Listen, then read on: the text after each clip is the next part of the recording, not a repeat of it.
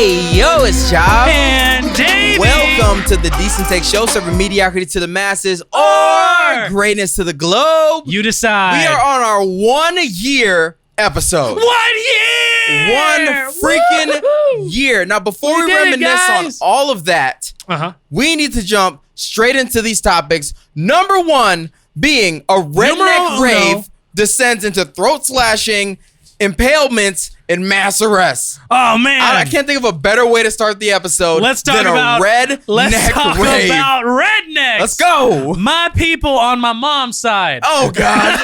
Don't even start with you are not a redneck. You are actually you do be a little sunburnt. Be a little sunburnt, but okay. Pew pew. Starting off hot. Let's get it. Okay.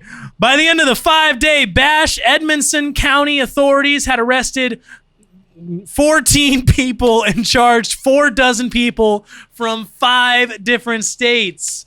A massive country music festival in Kentucky this past weekend. Of course, it was country music. Let's just start there. Of course, it was country music. Of course, it was Kentucky. This past weekend started off on rocky footing. Police found meth, marijuana, an open bottle of alcohol in the first vehicle they stopped at a traffic checkpoint. Oh my gosh. One of the people in the car had 2 active warrants out for their arrest. First car. They're like, it's going to be a good night, boys. This is what Edmonson County Sheriff Shane Doyle told the Lexington Herald Ledger. We were like, which I love how the sheriff's just, we were like, well, this doesn't bode well for the weekend. Of course it doesn't bode well for the weekend. What? I mean, oh my gosh. Police said that by the end of the 5-day bash, dubbed the Redneck Rave, 1 man had been impaled, 1 woman had been strangled to the point of unconsciousness. Ugh. And 1 throat had been slit. Okay, so I don't like the quantity of 1 throat had been slit. Like it's just some casual conversation. Oh, just 1 throat had been slit. Dude, I just went to this awesome rave. It was so cool. Someone got choked out. All right, some lady got choked out. Somebody got choked out. Some dude got stabbed.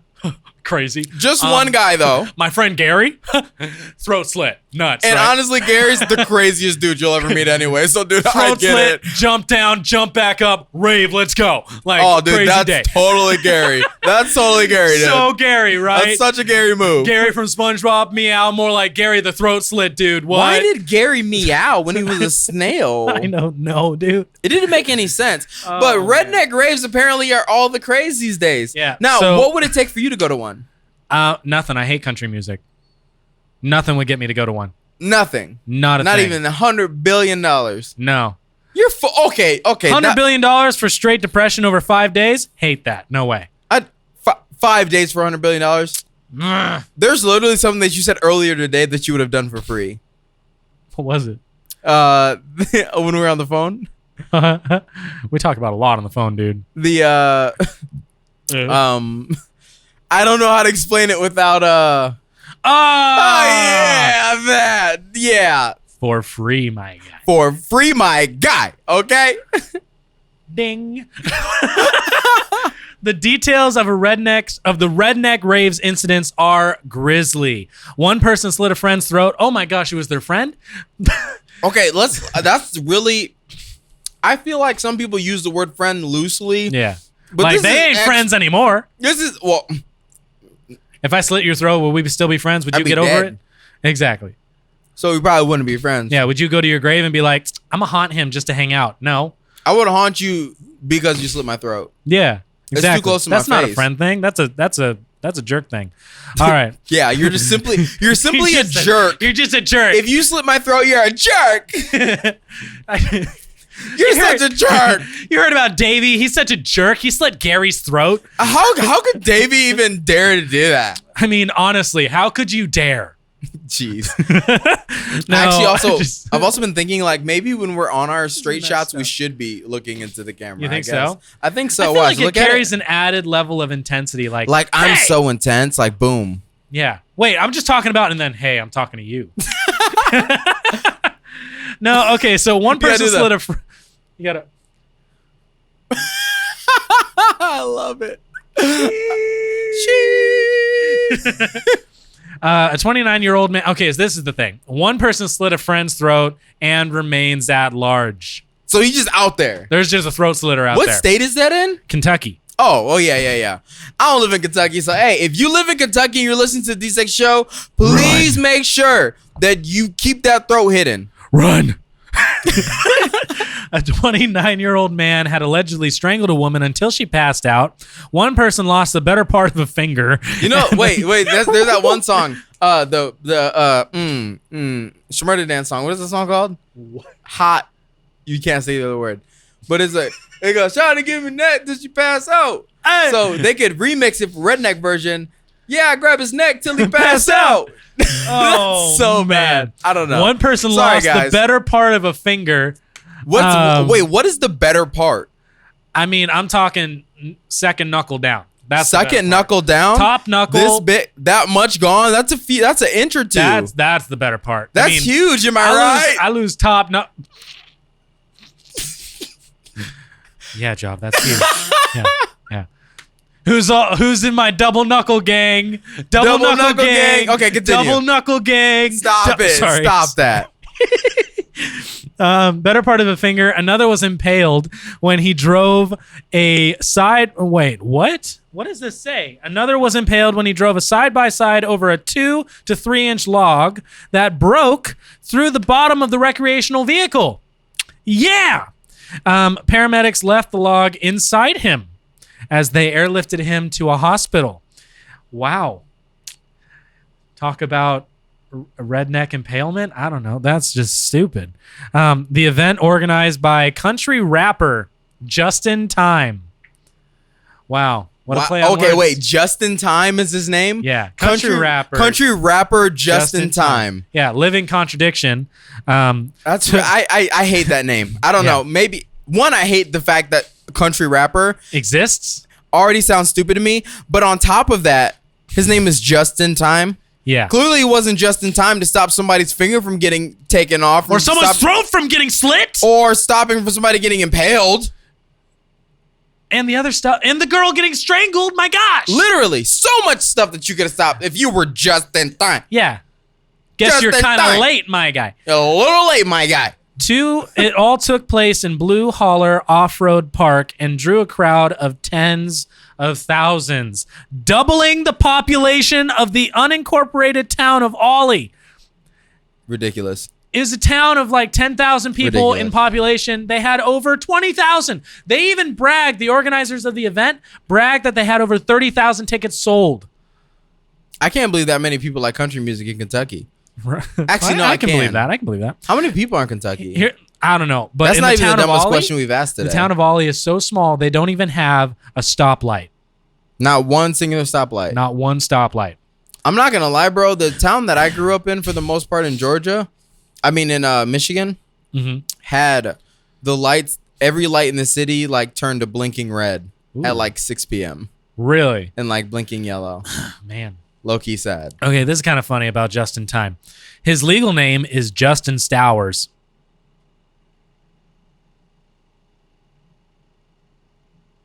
More like Justin Slowers. Wait, what? Wait. His legal name is Justin Stowers. And you took that and tried to make a pun saying Justin Slowers? Because he's just in time? I don't know. That was a reach. Stretch. Yeah, okay. He wrote on Facebook, this is what pisses me off. Okay, this is just stupid. He wrote on Give it to him, Davey. This is his quote, direct quote.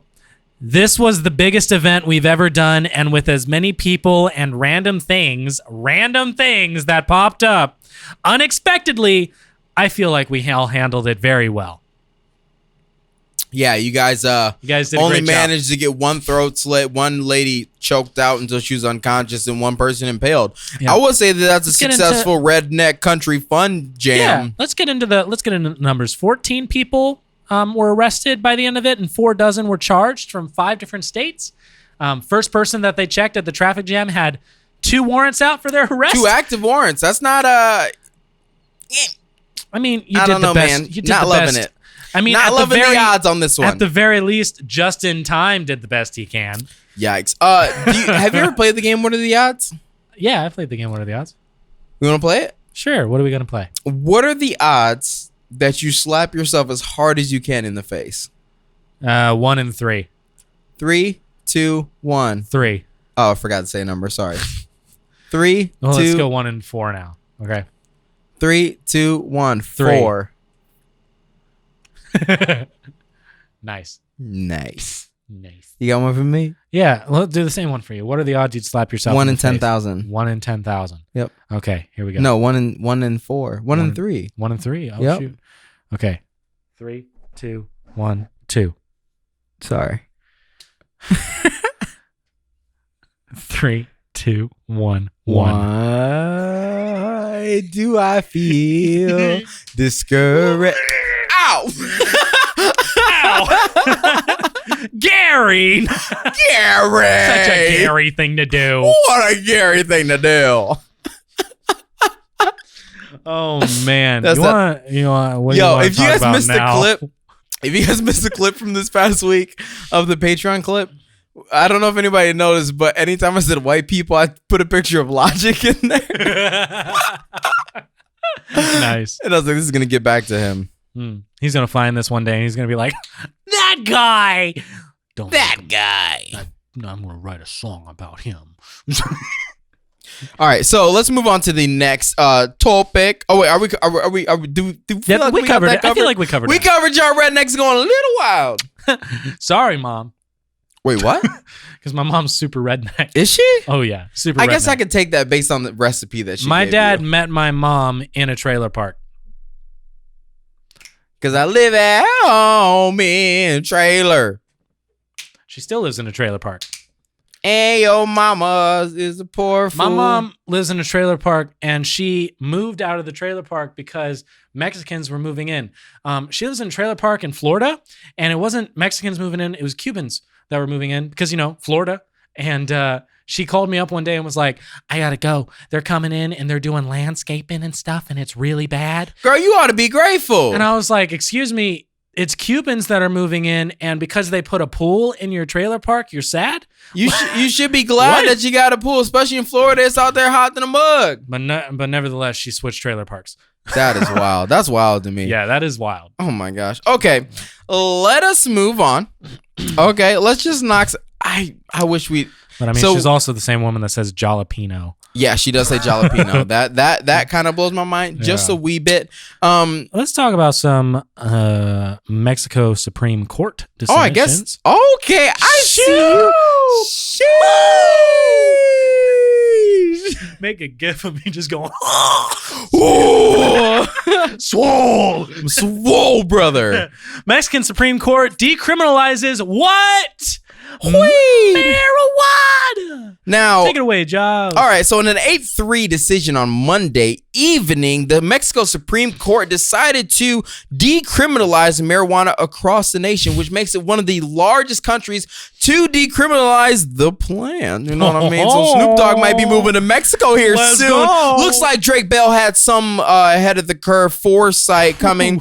Either way, they ruled that it will be decriminalized on before the court's decision on Monday. Medical marijuana was available to a limited capacity. Possessing marijuana in tiny quantities was allowed. Now the ruling opens the window for much wider use and higher amounts of marijuana to be permissible, which is freaking awesome. This is pretty great. I mean, this is pretty Shout insane. out to Mexico. Pretty big step for Mexico. I mean, it's an 8-3 decision, so you got 8 wise guys and 3 squares. Square. 3 squares. But the thing is that they did it because they had such a big drug problem. They're like, if we just make one of these legal, we can stop putting all these people in prison. Honestly, stop putting some people in prison. I'm actually a proponent for all drugs to be illegal. Well, I mean, we can talk about that. That's interesting to me. But I think also, like, in Mexico, for them to be making a decision like this with the drug problem that could be coming from there, well, really, the drug problem that's there, legalizing one of these allows you to start taxing on this. With this being such a big issue, kind of smart. But there's also that thought. I remember Andrew Schultz said it, that like, okay, New York said that weed was illegal, and then when they needed money, they made it legal so that they could make money off of it. Oh, you think that Mexico needs money, so they're making it illegal? I think that every country needs money in the middle of this pandemic, so I don't see an issue. But I think it actually came from they had voted on something before. Oh, okay, here it is. Mexico's Supreme Court previously ruled in 2018 that the prohibition on marijuana was unconstitutional. Following that, the legislature was supposed to come up with a solution, but since they didn't, they ended up voting on it and making it or decriminalizing it now. Oh, interesting. That's cool. Okay, tell me your take then about all drugs being legal. Okay, so if all drugs are legal, we can stop just putting people in prison for drugs. Because honestly, unless you do something on drugs that harm somebody else, like if somebody wants to be a crackhead in their own time, let them be a crackhead in their own time. Don't put them in prison because it's a waste of money. Okay. Then we can spend that money on creating rehab facilities. I get the idea of like regulating it to like 21-year-olds and stuff like that, like the regulations factor to it. I'm fine with, I don't care whatever age it is, but more of just like not taking the random crackheads off the street and putting them in prison, and then we're spending money on.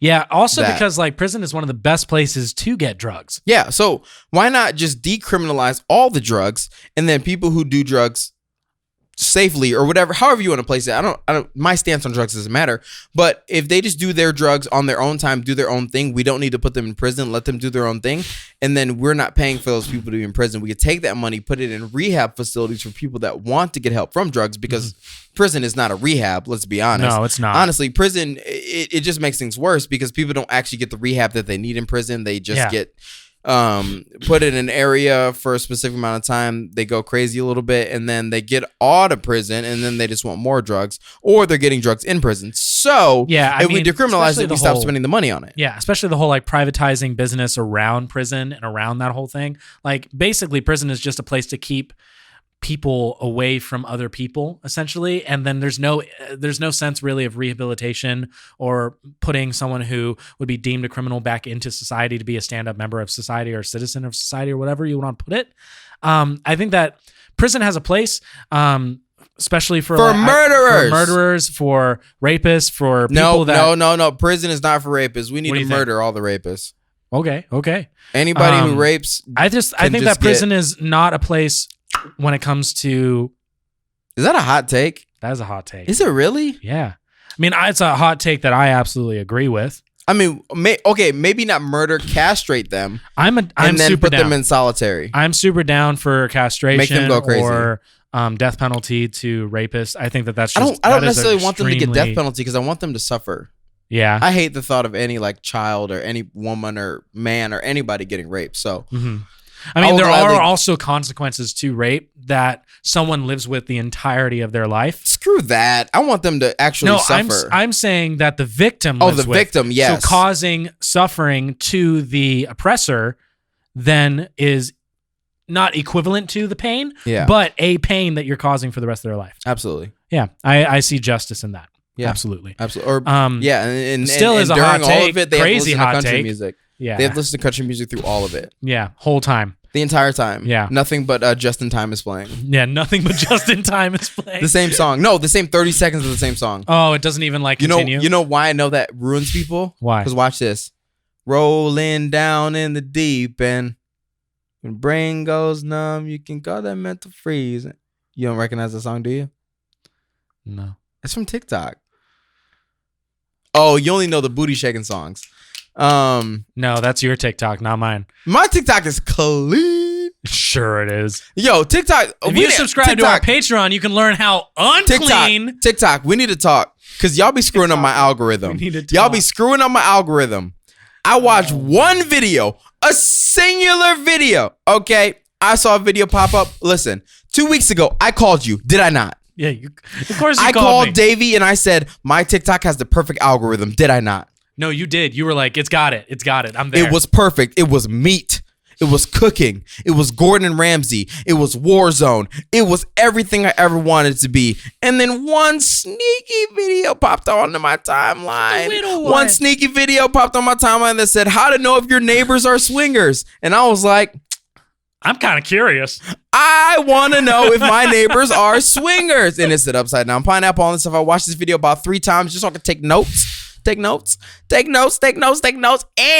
after that, all of a sudden, my entire TikTok is all swingers. Isn't that wonderful? No, it's not, because it ruined my TikTok experience, because everything I see is like, oh, you want to know how to keep your husband happy? Give him another wife. No! Man, that's really upset you. It frustrated me because I was at a time where I was like, I rarely back off my stances. Mm-hmm. I double down on almost anything I've ever said. Yeah, you backed off your TikTok stance. I backed off my TikTok stance, so I gave you a chance, TikTok, and you screwed it up by giving me swinger crap. I feel like your TikTok stance is just going to constantly evolve and change because the algorithm constantly It is. Next week, I'm going to love it again. Yeah, next week you're going to be like, guys, I'm back on the meat. I'm back on the Gordon Ramsay. Get it. I'm back on Let's Warzone. Get it. I want to see Gordon Ramsay yell at people. I want to see new tips on Warzone. I want to see how to talk in the dealership. I want to see funny pranks about people getting pulled over for the cops and pretending like what they would say versus what they did say. And I want to see really messed up videos that I shouldn't laugh at. And if you want to see messed up videos that you shouldn't laugh at, go to Patreon. Subscribe to our because Patreon, we watched dude. 10 clips that mean that you go to hell if you laugh, and they were all hilarious. We got 3 different tiers. We got our first tier is $5. You can subscribe to that. It'll let you get to our entire catalog of backwards videos and stuff like that. Backwards videos. That's so backwards videos. You can look at our entire backlog of videos. Backlog. Boom. There we go. You can look at our entire backlog of videos. A perfect time to announce thank you to our 2 new patrons. Oh shoot! Yeah. Number 1, you can do number 2. Yes, the first person to our most recent subscriber to Patreon, Zach, who is also Steakman TV on Twitch. So if you guys watch video games on Twitch or anywhere, jump on to Twitch, Steakman TV. Check him out. Yep, and our newest Patreon subscriber is what you say, Yoga Tova? Yoga Tova, also known as Lady Wizo. Let's go, baby. Shout out to y'all for subscribing to our Patreon. I hope that you are enjoying your bonus episodes, your extra content, your behind the scenes content, your early access, all those things. If you guys want to be part of that, www.patreon.com. First tier early access and the backlog of videos. Second tier $10. You get bonus videos. You get a lot more in store for you. And the third tier makes no sense. It's $50 a month. You might get a phone call from us. Don't do it. Don't do it. Do not do it. Why did you do it? Don't do it. A little crazy. Don't do that one. Don't do it. Okay, let us move. Do it, guys. You want to talk about the movie? What? The movie? The movie? The upcoming Karen movie? Oh gosh, go ahead. Take it away, This is so Davey. stupid. Upcoming Karen movie has been slammed as a ripoff of Jordan Peele's Get Out. When I saw this heading, I was like, this is clickbait. This is not true. This is stupid. I mean, a Karen movie has got to be a comedy, right? We all make fun of Karens. It's got to be a movie about making fun of Karens. No. It is a serious horror movie.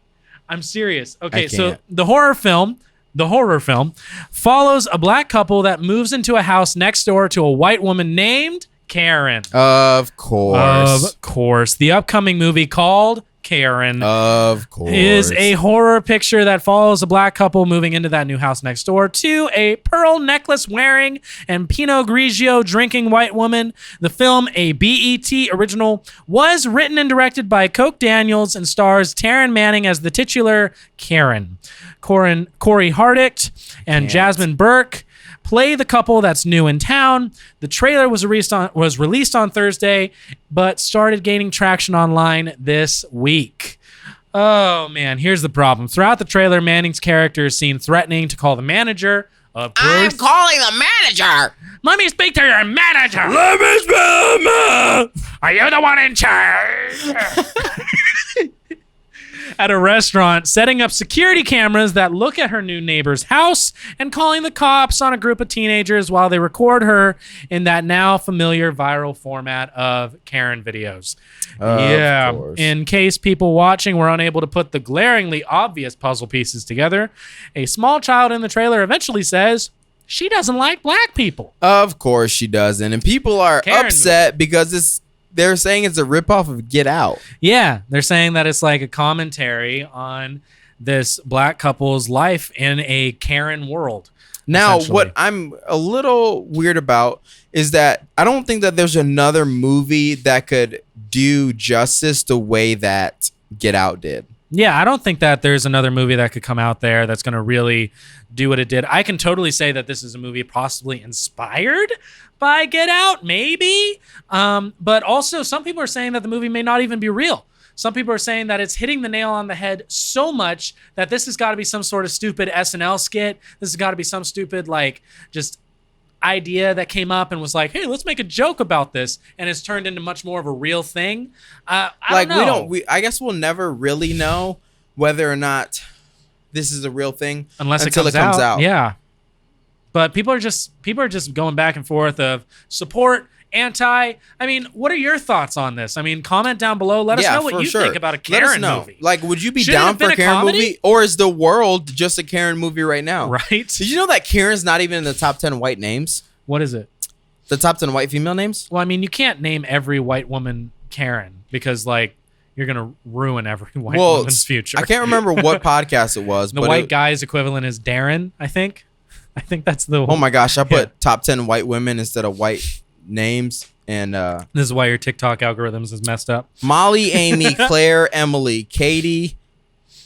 Whoa. I really don't think that Karen should be Katie, Madeline, Caitlin, Emma, Abigail, Carly, Jenna, Heather, Catherine, Caitlin, Holly, Allison, Caitlin, again, a third spelling. So many Caitlins. Hannah and Catherine. Wow, it's not even in the top 10.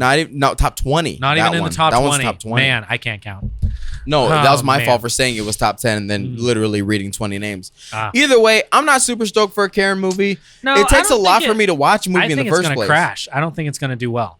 I don't think it's going to do well either. And it takes a lot for me to watch a movie because in my brain, I can watch 3 50-minute episodes of Kitchen Nightmares, but can't watch one movie straight through. There's something wrong with me. Yeah, wow. Like, I feel like a movie is such a commitment to make, and it's just a lot. Yeah, that is a lot. That's like just, I mean, to commit to a movie that one I think should have been a comedy.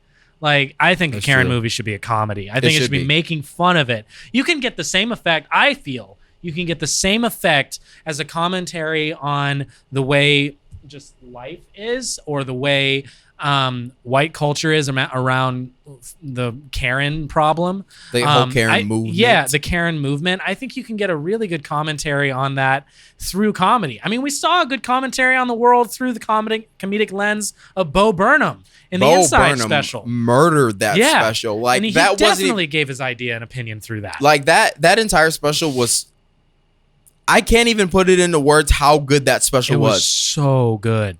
And I'm a fan. I'm a super fan of stand-up comedy, and I understand that Bo Burnham is maybe an acquired taste because he does it with music, and it's people like who are comedy purists. Yeah, may not he's say much that. more theatrical, much more telling a story almost. Yeah, but this is if you haven't watched Inside by Bo Burnham, it's an absolute banger. Not even a question. Yeah, not even sponsored by Netflix. Netflix, hit us up. But seriously, I think that Netflix hit us up. Yeah, but seriously, I think that a Karen movie should be something that's a comedy. I think you can give the same commentary through a comedic lens, and I think it would be much more enjoyable if it was a comedy. I think you could just be like, "Oh yeah, that was funny. Huh? Yeah, she's so stupid. She's a Karen." Like, it just, there's so much more you can make fun of in this, but putting it through the lens of horror, weird. Yeah, well, I get that they're probably gonna like maybe a Karen's gonna like murder the people. I don't know. We'll see if it even becomes a movie. Maybe we'll watch it just for the sake of watching it because we talked about it. But yeah, I don't think that I'm gonna enjoy it. No, I don't think there's gonna be much about it that I'll enjoy either. Moving on, what do you want to talk about, Jav? I would love to talk about, just real quick, Kodak Black throwing $100,000 into the ocean. Kodak Black, rapper. If you guys know him, you know him. I personally am not a super fan of Kodak Black. That's just not the type of rap that I listen to. Sure. But he decided to throw $100,000 into the ocean. And I'm going swimming. No, I'm not going swimming. Not for $100K. Not that I won't swim in general, but I don't think that $100K is worth jumping into the ocean for. Yeah, I mean, there's too many dangers out in the ocean. Why would you jump in for $100K? I mean, if it was thrown in bags, maybe. Maybe, but we talked more about that on the Patreon episode. Let's just say that that's not how you have an offshore account, which was the best comment on that video. Love that. Bang, bang, bang. But let's jump into something that is a little bit more serious Because I think that it's a big thing that we need to talk about. Is that okay? Yeah. Yeah. Yeah. Yeah, look. Yeah. I'm legitimately confused at this title that I read earlier today. It was that the White House raises federal firefighter pay to $15 an hour. Yeah. That means people were running into burning hot buildings for less than $15 an hour? Yeah. No, that is not enough money to be running into burning hot buildings. This is definitely something that shows a lot about private corporations versus the federal government. I mean, you look at private corporations that are running like oil fields, they equate the amount of pay towards the amount of danger in your job.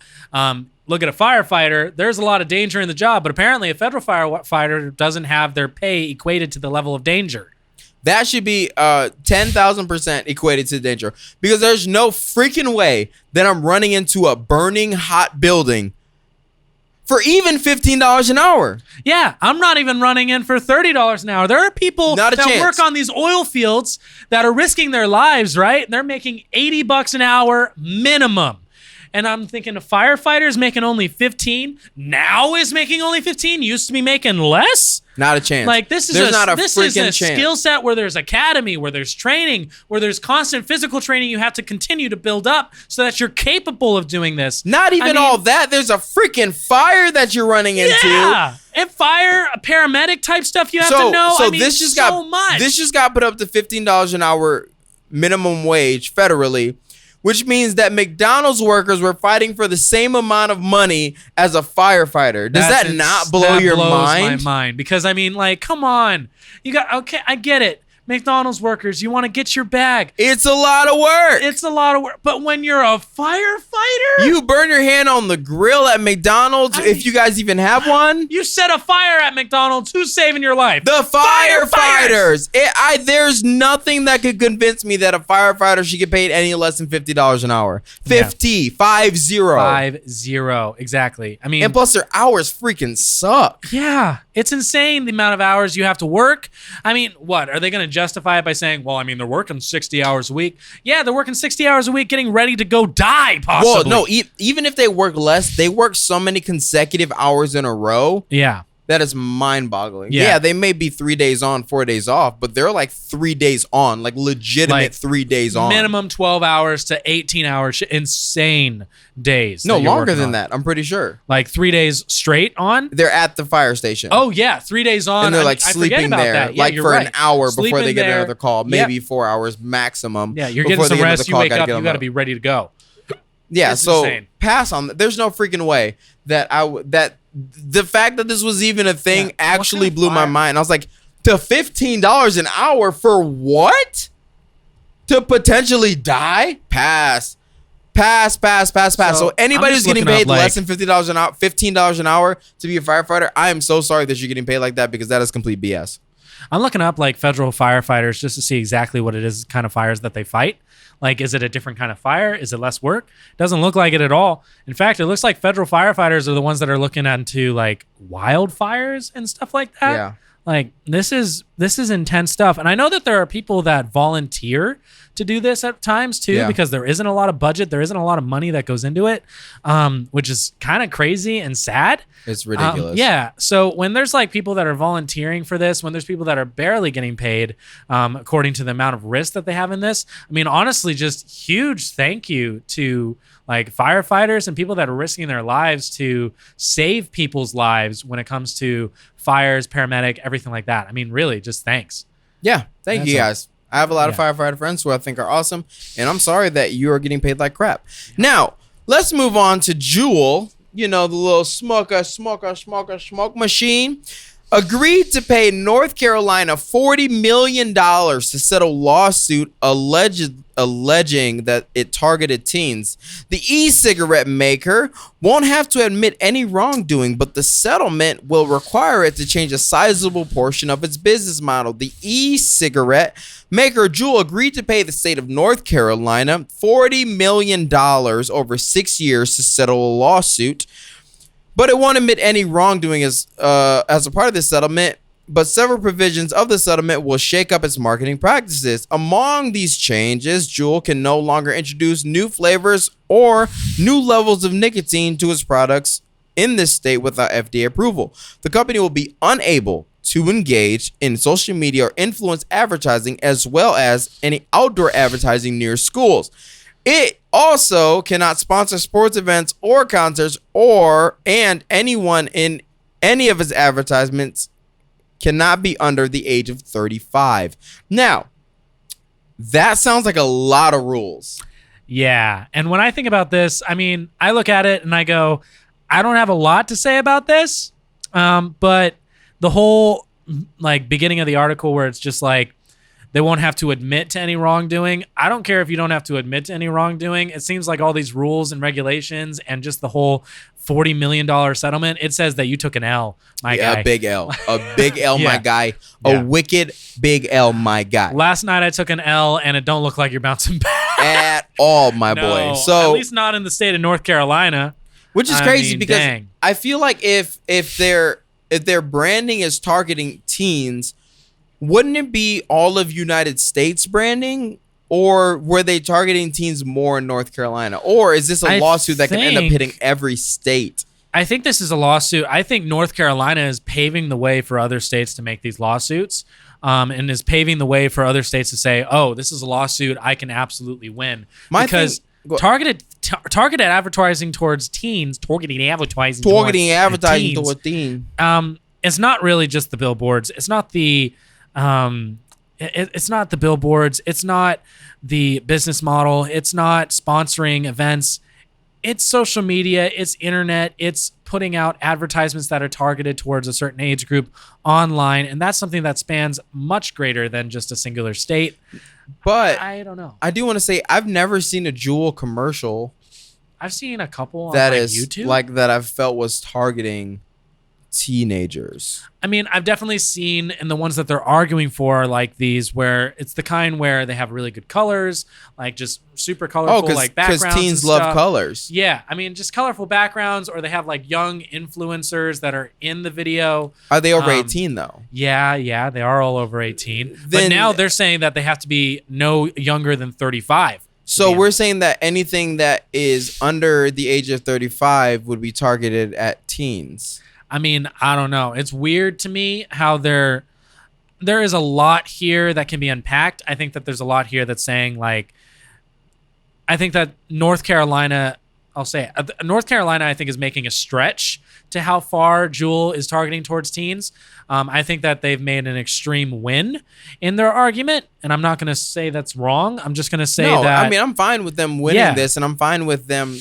If they were intentionally targeting teens, I can see why they would want that stopped. Yeah. I'm just trying to make sure that we're not just shutting. I mean, there are so many industries that we're just okay with targeting whoever that I feel like should be shut down before the Juul is.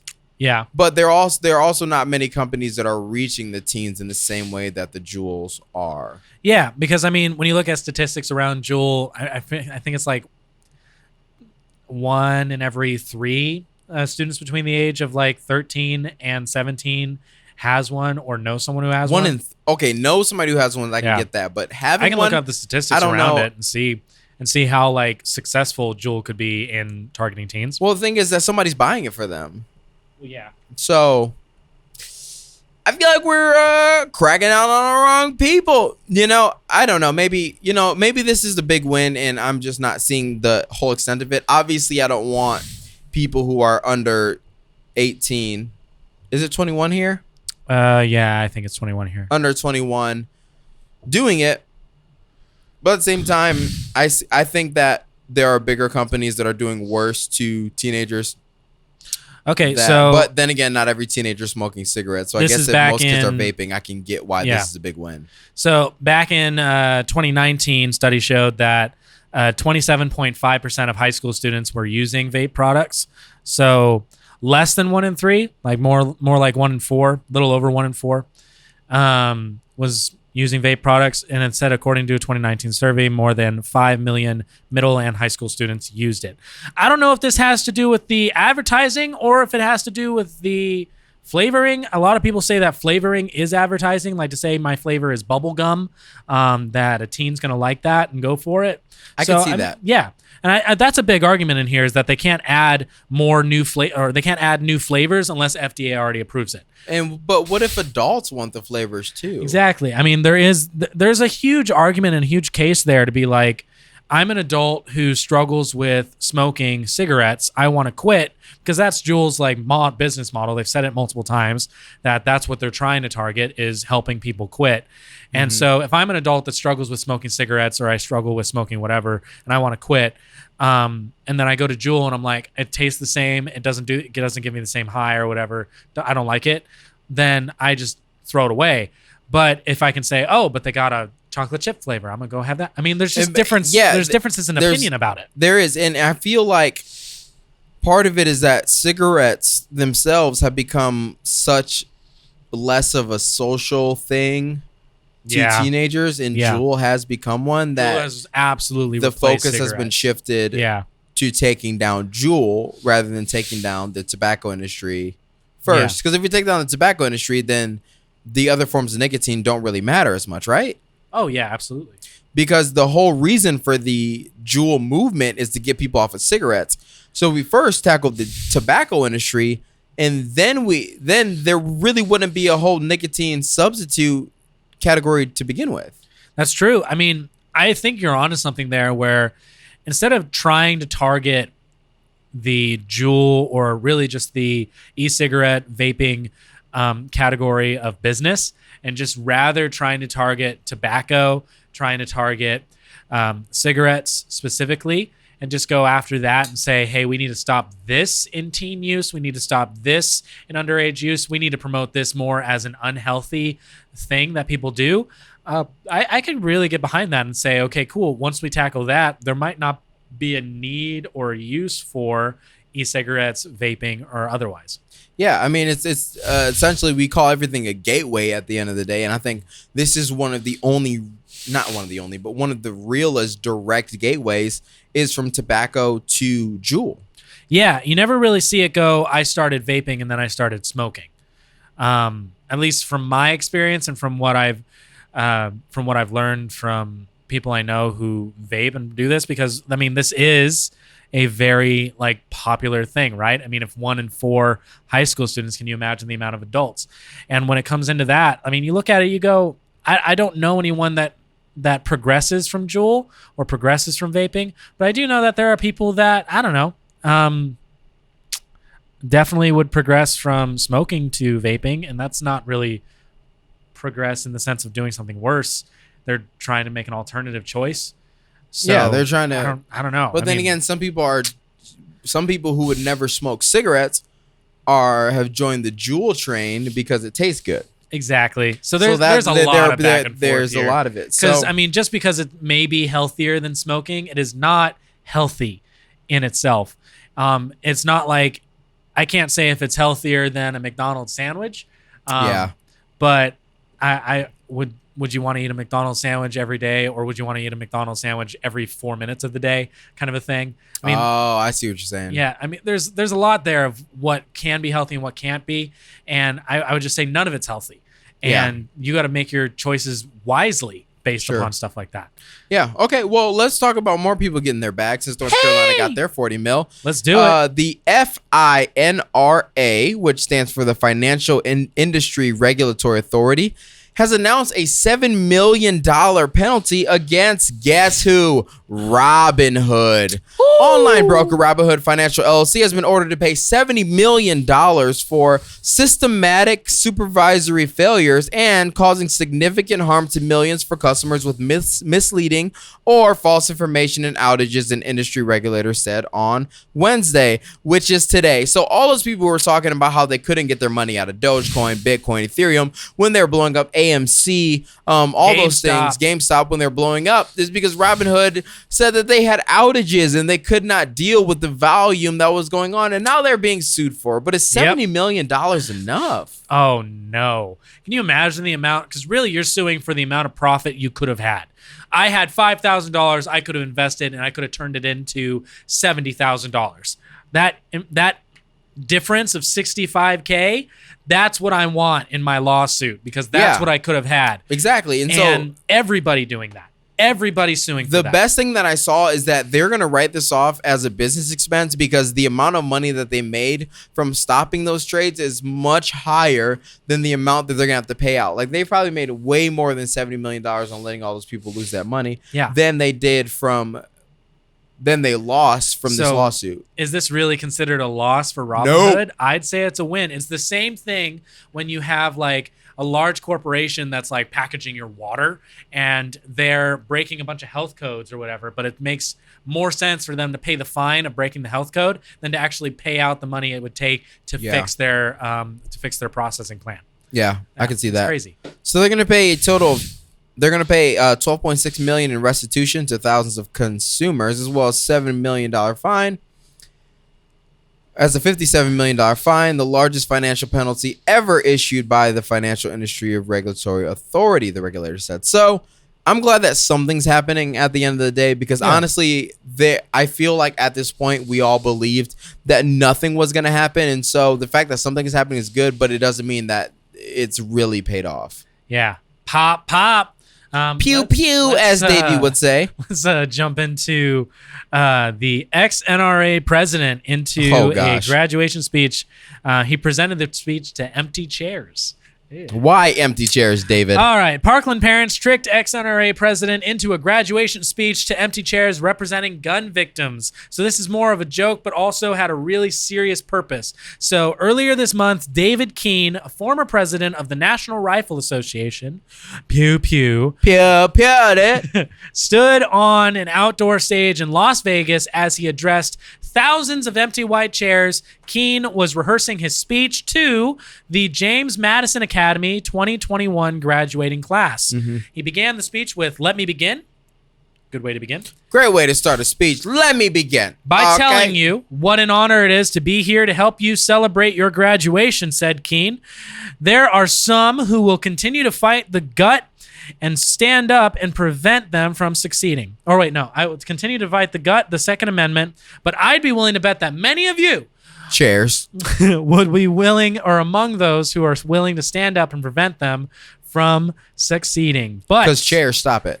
The 3,044 chairs present he faced were never meant to be filled. Because the school's fake. The private online high school never existed. So this is like the biggest prank / protest of all time. Absolutely. Or at least of the recent years. It was all a carefully organized stunt designed to prove a point. Manuel and Patricia Oliver, whose son Joaquin Oliver, 17, was killed in a mass shooting at his high school in Parkland in 2018. They said in a video released on Wednesday with each chair symbolizing a student that was killed by gun violence, so specifically students in high school killed by gun violence. The edited videos from the Oliver's group show Keene and John Lott, a gun rights activist and author, as they address the empty seats, mixed with the audio of 911 calls made during mass shootings at schools. Very, very big protest. So is a big trolling thing. Yeah, but for a purpose. Troll, protest, prank, purpose, all mixed together. Purpose. Yeah. And we asked this in the Patreon episode. You asked if this is something that they could get sued for or get arrested for. Yeah, but we came to the conclusion that they really can't. Well, I never said arrested, but sued for like defamation of, or like if any of that stuff could come from it. But nothing really no, could do. So it really is a really well organized prank that had a really honest and good-hearted purpose, I think. Yeah, and I think that they made the statement that they were trying to make. So I'll give it to you guys.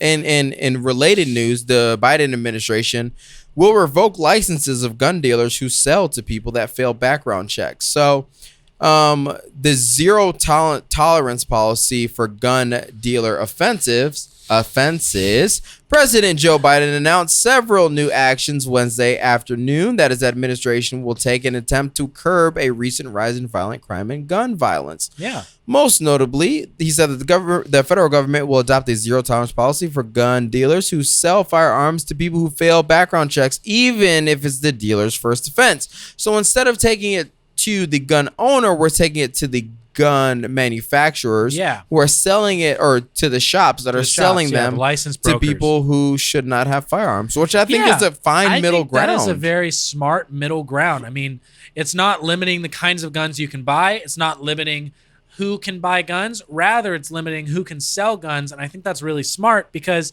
if you're a gun shop owner and you sell guns to someone who's failed their background check or is underage, you're breaking the law, and you should not continue to be permitted to sell guns. In the same way that if someone is selling alcohol to underage people, then you're also breaking those rules and no longer permitted to sell alcohol. You're breaking those rules. You get fined, and all these consequences come through with it. This one's different because with alcohol, it's not a zero tolerance policy. Exactly. Because you have secret shoppers, and the secret shoppers come and say, hey, you denied this person, blah, blah, blah, blah, blah.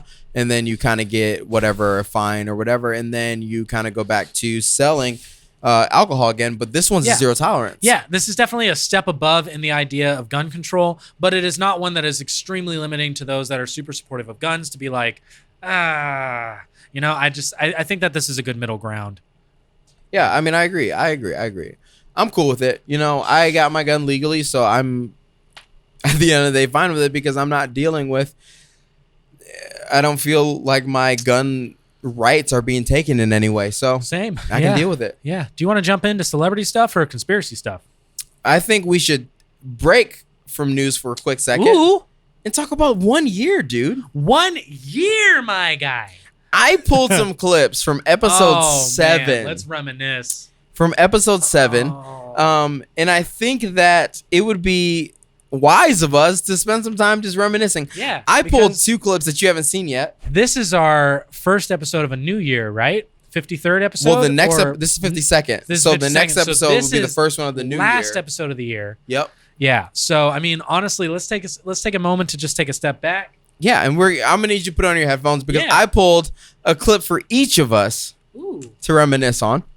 From episode 7? Yep, that defines all of us in a new way. Some pivotal moments in the Decent Take show, if you will. The first one we're going to talk about is Jonas, because as you've noticed, he's not here. Didn't hear his voice, did you? Because he called out at the last minute because life happens. This clip is kind of perfect.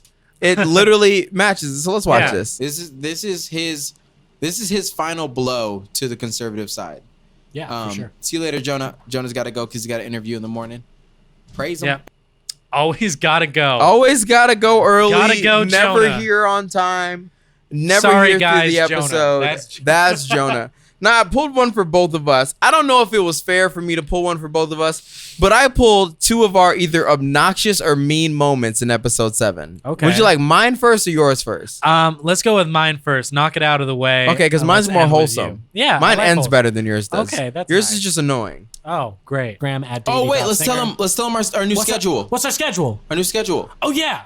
So we record and then we upload, but we're going to be uploading now every Saturday. Is it Saturday mornings? Saturdays rather than Tuesdays. Saturday. Saturday. Because we record on Thursday night. Saturday. We record Saturday. You get so annoyed with me so easily. You're so annoying. You've been annoying from the beginning. You're just mean to me. That's all it is. No, I'm not mean. You were just speaking over me when I was trying to give an announcement to our people. Oh, you're right. You never speak Isn't over that crazy? anybody. We switched the schedule 7 weeks into the show. Yeah. And we still kind of talk about how we switched the schedule. That is kind of crazy. Even though we've been doing it way longer than we did the Wednesday or dropping it on Tuesday. Yeah. I can't believe we used to drop on Tuesday. Yeah, we used to drop on Tuesdays. Now we drop on Saturday. Saturday! Shut up. And here's my mean moment. As far as the voting process would go, because when you look at my presidential hair was candidates long. in the past, just according to numbers and everything like that, you would look at that and you go, okay, there is like this 90-10. There is like this landslide type of victory. But it seems over the course of years and over the course of a generational shift, we become more and more divided. So you said all that to just agree that it's crazy that it's 50-50? Oh, yeah. That was a really long explanation for a very simple So I agree. point. Wait. I'm sorry. David Singer, I apologize. Hey, you know what? You're a nice Whoa. guy. Nice. Wow. Awesome moment. Wow. Let's go. We ended racism. We ended racism. Was that the beginning of the nice guy? Maybe. I think the nice guy thing started episode 6. I think it was the episode before, and we were referencing a little bit in episode 7. That's funny. That is funny. That's been a What long time year, for the nice dude. guy. What a freaking year. You're still a nice guy. I'm still obnoxious as crap. Facts, dude. That's not even close. Oh, man. Dude, we've gone through so many phases. Let's talk about the beginning. Yeah. When Wanted to be porch talks? Well, first we're sitting at Native. That's right. Yeah. And I was like, hey, I'm starting a new show, Mhm. and I want you to be a part of it. Yeah. Get that blue cheese away from me. Ranch all the way. Ranch all the way. And I need to be the number 1, Mhm. and you'll be the number 2. And the only reason I'm saying this up front is because I had a show that didn't work out, and I Yeah. want to make sure this one does. Yeah. And I need to be the executive decision maker. Yeah. And you're like, okay. Yeah. I was like, okay, sounds fine. Whatever. People tend to ask me, were there multiple people you approached to start the show? Mm-hmm. Do you know the answer to that? No, I don't know. No. It was just me. You're the first person. Well, you weren't going to be the only person, but you're the first person I approached for the show. And since you were down, you were my number 1 pick. I was like, Shoot. let's get it. Let's go. Let's go. Let's go. And here we are, a year in, still doing it. So we went through Apparently, I didn't crap out on you. different names. Yeah. Porch yeah. Talks podcast. You really wanted a porch in the name. I really did want You a were porch in the name. really I was grasping for adamant that. on the Yeah. porch. Like, that was your first executive decision and then executive retraction because Well, you wanted it to feel like we were sitting on a porch having a conversation late at night. Yeah, which Yeah. is literally what it is, but it Minus the didn't end porch. up being the name No. because you hated it. I absolutely hated the name. I thought Porch Talks was super stupid. You were so against it. I thought that it didn't capture the feeling of what it would be. I thought that I thought it was so laid back that we couldn't do the exciting things that I have in my head of like yelling and being obnoxious and being annoying. We couldn't do the exciting things like some of our stupidest clips that we've done of like, let's jump Will, 1-800 Will. That's one of Like, my that favorite doesn't clips of all feel- time. That doesn't feel like a porch hanging out conversation, low chill moment. That feels like really high energy, and we've only gotten higher and higher in the energy that we have since agree. starting the show. And so we went back and forth with different like names that had porch in it. I remember it was Porch Talks. Mhm. There was like Porch Chat. What may have been one. There's like different porch names, and I think what overruled it all was I looked up Porch Talks on just like Apple Podcasts. Yep. And there was like 1 billion of them. Yep, There were. so many of them. We were like, there's nothing distinctive about this. So how Ooh, did Decent dude, Takes I'm going come back be, to the conversation now. though? Oh, what are you finding? I looked up Porch Talk. Uh-huh. And I see you sent me July 5th. Let's see. Wait, this is still. You sent me July. So this is still before the show started. Yeah, we didn't have like, we made sure to have name and branding ready before the show started. Yeah. Yeah. We were still talking about so we actually had a Gmail account for Porch Talk. We did. You were ready to go. We were ready to roll. You were like, Porch Talk is the name. And I was like, I don't like the name. okay, and so you you were said, like, I already have July everything. 5th, you said, hey, I'm looking into social media stuff, and there are a ton of podcasts called Porch Talk. Yeah. You sent me 4 emails I think all of them that all were Porch podcast. Talk. Oh, they were They all were podcasts. all podcasts, yep. Yeah. Yeah, dude, that's wild. Yeah. I don't have the.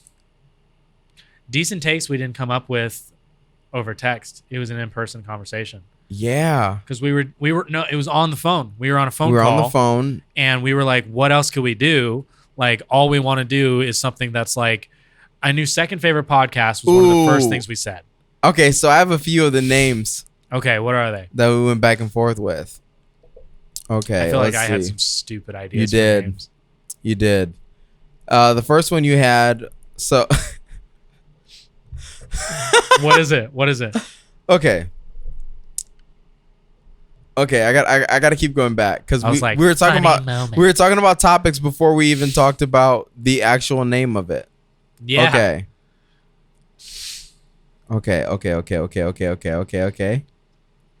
Let's see. I'm trying to go back and make sure that I'm not missing anything. Okay, blah blah blah. Just pulled up. Here we are. Let me make sure I can ask my dad if I can stay over. Shoot me a text when you make it back to the house. It's just me being a good friend. Yeah, because this was all before I got Kaylee married. wants to hang out tomorrow. Anyway, we can reschedule for Thursday. Thursday won't work for me. Yeah, I was still Wifey living comes with my home. dad back then.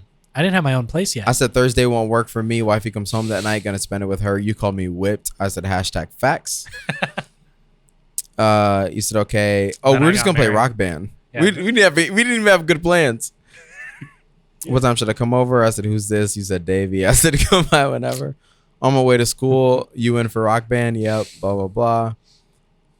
Okay, let's get to. I remember that was the day I brought over my like PS3. Yes. And we like jammed hardcore on Rock Band 2 for the PS3 and then Rock Band 4 on your like Xbox One. I said, what about after bedtime podcast? Except for I don't like the term bedtime. You said neither do I. After hours would be cool. I said there are so many podcasts with that name. Yeah. Postpartum podcast, no curfew podcast, Trump podcast, is getting late podcast. I said, I know. You said, I know. We can call it the Brilliant Idiots, which is a joke. Yeah, that was a joke. Or the Wind Down podcast, PMDM's podcast. And I said Porch Talks.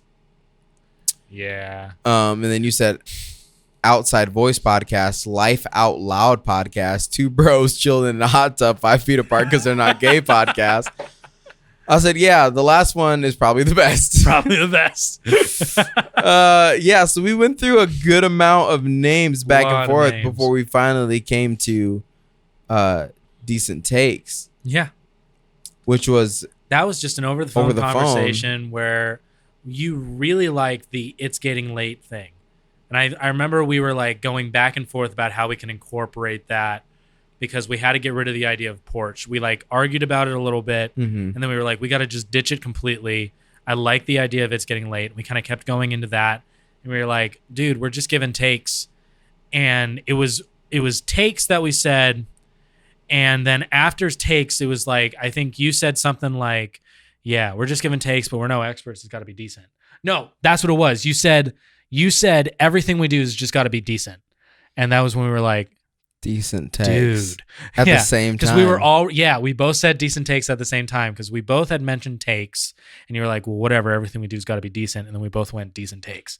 And that was the birth of the show. Yeah, we were born. That is wild. Yeah. And it's funny because there's no text thread or anything. It was just the way our normal friendship works. It's just a normal phone call conversation. Basically how the show operates is it's how we talk on the phone. We spend so much time on the phone. My wife gets pissed. If we were to record also our conversations on the phone, we'd have freaking 8 hours. 10 podcasts. 8 to 10 hours of show a week. Absolutely. Because like... You stopped calling me recently because Kaylee is just like, you guys record a podcast together, but then you like call and talk about the podcast and other stuff. Because we were friends like before the 2 show. hours. Yeah. Like we didn't meet and be like, you didn't put out like a Craigslist ad. Yeah. Of like, need a podcast rep. Come on. Who can be on That's how I it? got Jonah. Yeah. That is how you got Jonah. I was like, hey, I need some extra hands on podcasts. And Jonah was like, Jonah like commented on my post and was like, yeah, I'm down. I was like, who are you? But okay, I'll take the extra hands. Hey, Jonah's a great guy. He's a great guy. He really is. is. He's definitely an answer to a Craigslist ad. He's actually... But he's a great guy. I do genuine, like as much like crap as we give Jonah, I do genuinely love him. Yeah, I definitely... It just sucks how inconsistent he can be sometimes. Yeah, there's a lot of moments where you're just like... really his fault. Jonah. Yeah. No, it's always situational. It's always very situational. And I feel like we don't do a good enough job of like saying it's a situational thing. It's not like, because we also don't want to put his personal he doesn't business out care. there. Yeah. Because he does genuine, like he is genuinely sorry when he's not here. And every time he calls out last minute, it does have a legitimate reason. Yeah. It's even almost like though verge of I'm tears. like, I want to fire you. Yeah. Every time. Every time. Because me and Davey are such Class sacrificial A, people. Yeah. It's just like everything goes and this is the only thing we focus on. Yeah. We're like, okay, even if our house is burning down, we kind of have to make this work. Yeah. We kind of just still have to be here. Yeah. Like we hear, and this is kind of the craziest thing to me. It makes me feel like a bad husband because I'll hear something from Jonah about like, I need to take care of the wife at home. She's sick or something like that. Something simple. And honestly, like really good props to him for being a good guy. Like you're a nice guy, Job. Jonah's a good guy. And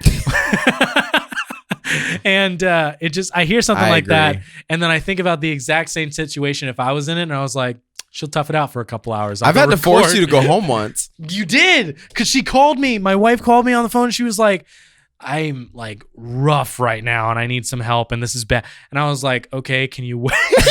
You're like, can you wait till after the show? Can you wait? And John was like, dude, go home. I was like, just go home, bro. I was like, bro, let me record at least Patreon. Let me do you're something. like, let me record half the episode. I was like, no, yeah, I wanted to record home. it. It was before Patreon. I was like, let me just do an hour. Like, come on. I was like, just go home, bro. Yeah. We can figure it out. I called her angry from the car. Did you? Yeah. I got in the car, started it up, and was like, hey, I'm leaving. Are you happy?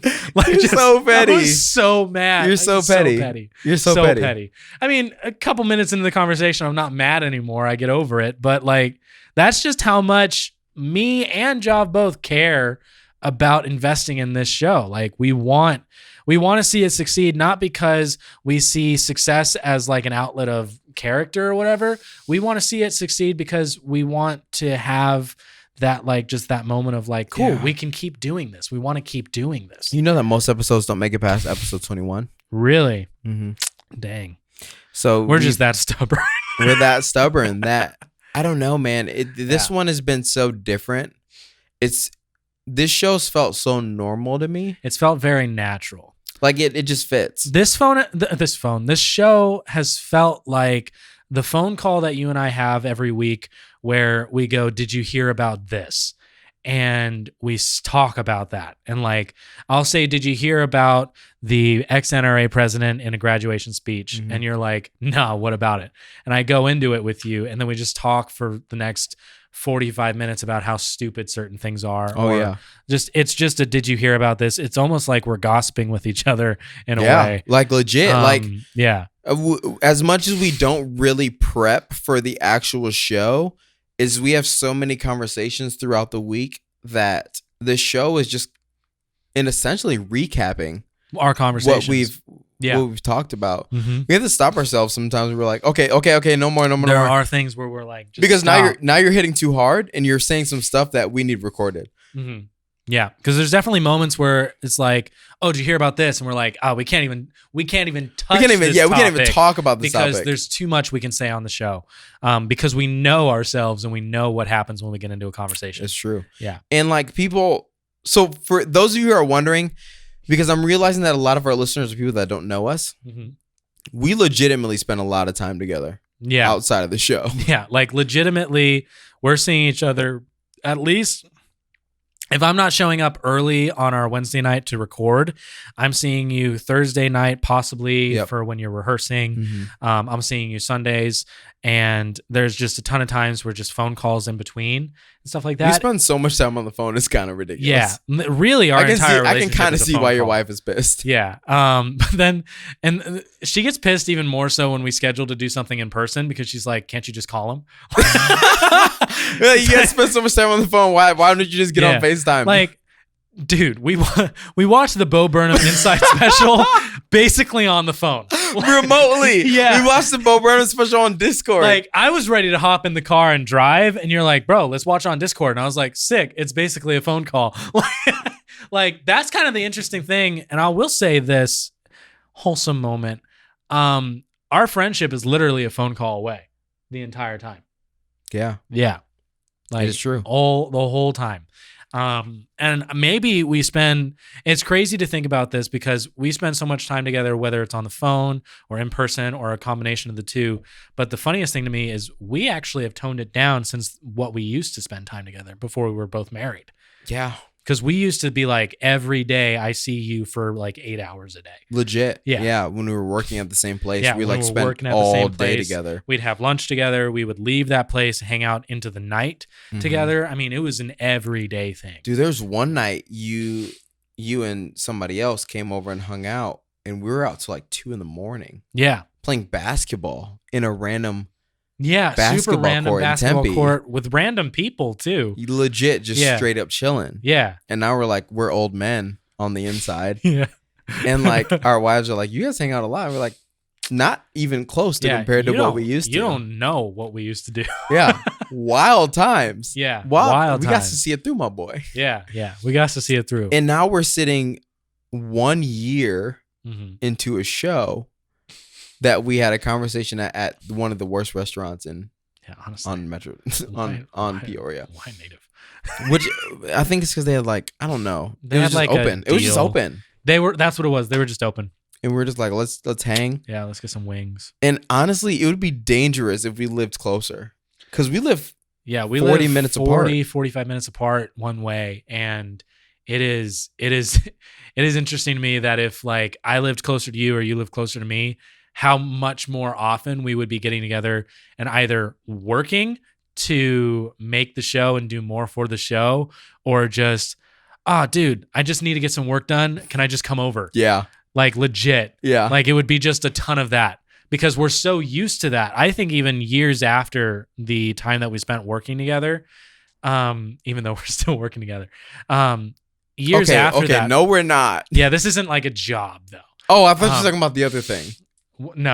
I was like, don't you try that. I see you. Even though we're both in the same staff position. Stop that nonsense. But I will say years past when we would work together, even now, if we were to like live together, it would be very easy to slip back into the idea of, hey, I got some stuff I got to do. Can I just come over and do that? Yeah. For either of us, like just it's like we're so used to being able to sit in a room together and just like work on different things and just have like small banter. It doesn't in even have to be collaboration. It's just we're working It could be two on our completely own different stuff, things. and it would just be done. Yeah. Yeah. I agree. Which is why this show's worked out, because we if anybody's looking for a podcast advice, which I get a lot, surprisingly, for not having. We're so great. No. I think it's because we're so willing to talk about the good, the bad, and the ugly. Yeah. Yeah. Is that at the end of the day, if trust me, there's a lot of good. there really is. There is we don't argue a lot about the show. No, we don't really. But that's only because we set expectations up front. Yeah. Where we're like, okay, this is what it is. This is what we're gonna do, and this is our plan. Whereas everything that we argue about, I don't even think we've argued in a while. I think the things we argue about are just us being petty. Yeah. About stuff. Essentially. Yeah. Yeah. I don't like when you do this. Well, I don't like when you do that. Yeah. Like, and it's just then being like petty. anything else is like, hey, you didn't do this and you need to do it. And so and we own up to that stuff too. Realistically, all of it is taking ownership of when we screw up and we're like, you didn't get the clip out this week. Shoot. And then another week is sorry. you didn't get me the full video till Friday and you want a clip by Saturday. Yeah, that's my fault. Yeah. It is what it is. And we got to grow. We got to be better. And the truth is that if anybody in here is listening and they're thinking like, I want to make a podcast with my friend, you have to have a friendship that transcends arguments. Yeah, absolutely. Because like having a podcast with someone is very much like being a roommate. Oh, for sure. And you shouldn't be a roommate with just anybody. Yeah. Like if you want to be a roommate with someone and you're like, I can live with this person, I can get to know all about them and I can get to know their faults and I can fight with them and be cool with it and we can move on, then you're so set to start a podcast with that person. Yeah. But if they're a friendship that I wouldn't say a surface level, they're a deeply rooted friend in your life and you still have moments where you're like, I'm going to be pissed for a few days about this. Yeah. that might be hard because you could step into a room where you're sitting down and you have to record, and in a way you have to be like on for it, and it's really hard to be on when you're not feeling in the relationship. I would even say that a surface level friendship would be easier to do a show with than somebody that you're genuinely connected with. Yeah. Because me and you are genuinely connected, and I know that if me and other friends would have the same disagreements that me and you have had, that it would just it would disintegrate our friendship. Yeah. For sure. Because a surface level argued friendship about some real stuff on the air. show. Let it be recorded. Yeah. That we're like, okay, at the end of the day, we're good. But yeah. some of my friendships I know would crumble under that type of scrutiny. Because a surface level friend, you can have a lot more of you can just have an easier time being mad at them because they're not that close. They're not that hard to be angry at or angry with. It's not easy to take a deeply rooted friend in your life and try to solve what you're mad about before you fall asleep that night because you're not going to get over it that easily. Yeah. It's tough. It's tough, dude. Now, I mean, this is actually a crazy thing. What? When we first started the show, you did this all the time when we first started the show. What? You would call me like an hour after we're done recording and I've already left just to see if I was good and to see if we were good. Yeah. Because we would have a fight or something on the show. Yeah. And you would be like, hey, just want to make sure. Check we're still good. And I'd be like, yeah, dude, it's fine. That happens so often. In the beginning. So often in the beginning that when you stopped doing that, it switched and I started doing it because I was like, are we good? Yeah. Are we okay? Because I know that in a lot of my friendships that if we were to have those type of arguments, especially recorded, it would be like, nah, screw that. Nope. We're not good. Yep. So I'd be like, okay, before you go to sleep, just let me know we're good. Like, we're solid. We're fine. Everything's good. Yeah. Because we argued pretty hard on that topic, and I want to make sure that we're solid. Yeah. Yeah. This is crazy because I can't even remember really what we argued about. Well, when we started, the election was starting to ramp up. Yeah. Coronavirus is ramping up. There was so much change in the world. There was a lot of change in the world. I think our very first episode, we talked about George Floyd. Yeah. Yeah. And that's an intense conversation to have. Absolutely. And we both had our own takes on it. We were along the same pages, but your take was very strong and very emotionally driven. Yeah.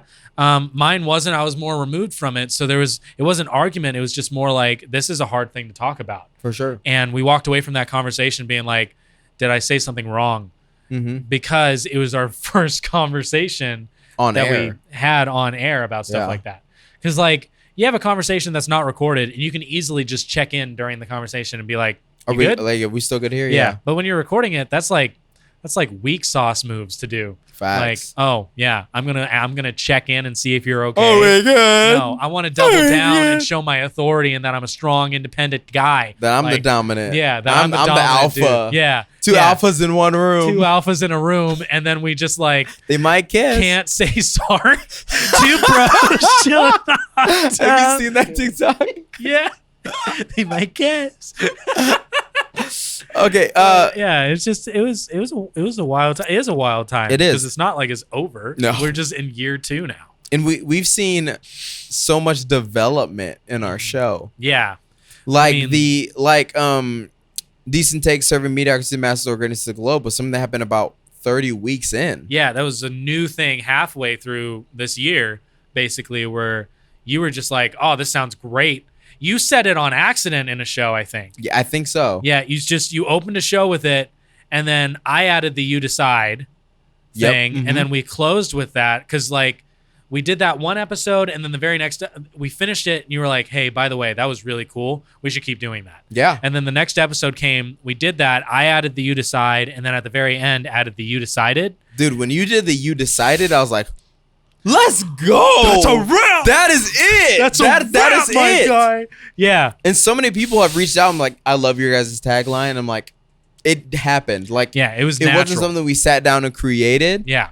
And I think a lot of our show, the best things that have come from our show have been from things that just happened where we're like the What's calling funny segment. Is the episode where I said you decided when we started off, and I was like, you decide, like that. Right after I said it, I was like, oh, when we end up saying you decided. And the entire episode, if you look back at that episode, if you do your research, I'm getting more and more giddy near the end because I'm getting ready to say it. Like, I'm like, oh my God, I'm going to see it. I'm going to see it. Let's go. And then Yeah. we get there and I'm like, you decided. And I was like, oh, I did it. Let's go. History has been made. Like, just. Yeah, dude. And like so many things we've created throughout the like show. my stupid yell when the show starts off. I don't even know when that started. I don't know why it started. It started. But you kept it because I didn't like it. Yeah. And now I like it. Yeah. So I think it happened. And then we finished the episode. You bring it up and you're like, that was annoying. Like, you just called me out on it. And I was like, it's happening next episode.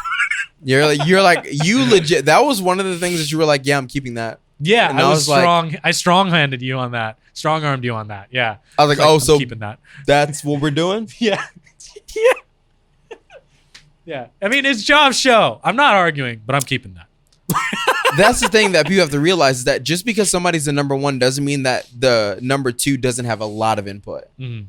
Yeah. Like, there have been a ton of things that, like, in the moment I go, I don't like this. I'm not a super fan of this, but I trust you enough as my best friend to, you think this is a good idea? Let's just freaking try it. Yeah. And if it doesn't work, then it just didn't work. Yeah. And then we'll just stop doing it. Big example of that is the improv segment. That Huge we're one. Still developing. Like, that's still a new thing that we're trying to figure out. What does this exactly look like? And that was just a spur of the moment. We had a fun moment of improv just randomly in an episode. And I was like, this could be an episode. This could be a segment. This could be a thing. I originally was like, no, that's not a thing. I was like, that doesn't fit into the structure. You literally said Structure of our show. You literally said, I'll let you give it a try, but I don't think it'll succeed. Like, Yeah. I said, I don't get it, but I trust you enough that if you thoroughly believe in this, like, you were so ready. I went into to that execute. episode heavy hitting. Like, You were so ready to execute, and Yeah. that's why it worked. And the call exam happened because we're like, I think it was just that we wanted to call somebody about something, and then we were like, oh, we should just keep calling people because that's fun. Yeah, until we kind of like, it just got repetitive, and we were like, okay, let's make this rare, and then let's just not make this a thing really, because it got replaced by 60-second takes, which we still say our new segment 60. We still say it. We do. We still say our new segment or your next favorite Because segment. technically ours. the new segment is the improv segment. Yeah, it is, but it's not finished. Correct. Yeah, once it's finished, it'll be the new segment. Right now, 60-second takes not for the last replacing 60-second takes, but in 12 addition weeks to or 30 weeks, whatever. Yeah. But 60-second takes happens because we just like, okay, let's do quick Grind my takes on gears. something. Yeah, we did the grind my gears thing. Yeah. It's so crazy how all this show is just kind of how it creates itself over time. Mm-hmm. And I think the biggest thing for creators is that they're scared to switch away from whatever their schedule is, whatever their idea is. And they need to be able to just go, okay, I'm willing to be different than I was last week. Yeah, like I think for our show, we set the non-negotiables pretty strong. We were like, we want to hit this mark of a time frame of how long we record.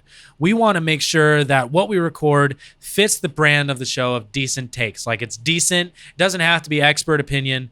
It doesn't have to be well thoroughly researched. It's our opinions, just having that background noise conversation for people to listen to as their second favorite podcast. All that stuff.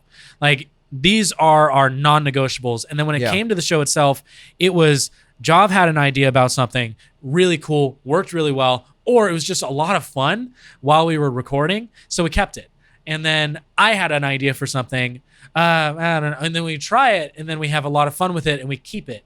Like, there's a back and forth there. Like, an instance of calling segment was your idea, really cool, worked really well, and then kind of dwindled off, and it just turned into your idea 60-second takes, which grew and became this whole thing, and we're like, oh, we have to keep that. Then it was your idea for it to be the ending of the show. Yeah, 60 seconds which was to like, the end. yep, that's sick. I like that to end the show. Yeah. And then now this improv thing that we're trying to do. Which you came up with. Yeah. Which So is there's really just there's a lot of back and forth here, and you can keep your non-negotiables, but you don't have to be afraid to make change and to develop something further. Like, no idea starts out perfect the moment it comes to being. Facts. It grows and it develops and it becomes something more. Decent Takes was generally an idea to just have a conversation. It wasn't even too much news related at first. It was like, let's have conversations At all, really. about stuff. And then we found stuff to talk about. We turned it into a talk show, turned it into like almost late night talk show vibes. And then it just kept growing from there. And realistically, it's when I think still about developing. it really reminds me of like the Midnight Breakfast Club. Yeah. Like it's like a conversation about everything that's happened throughout the week at night. We're having drinks, we're hanging out, and it's just the boys having a conversation on the back of a porch, whatever. Yeah.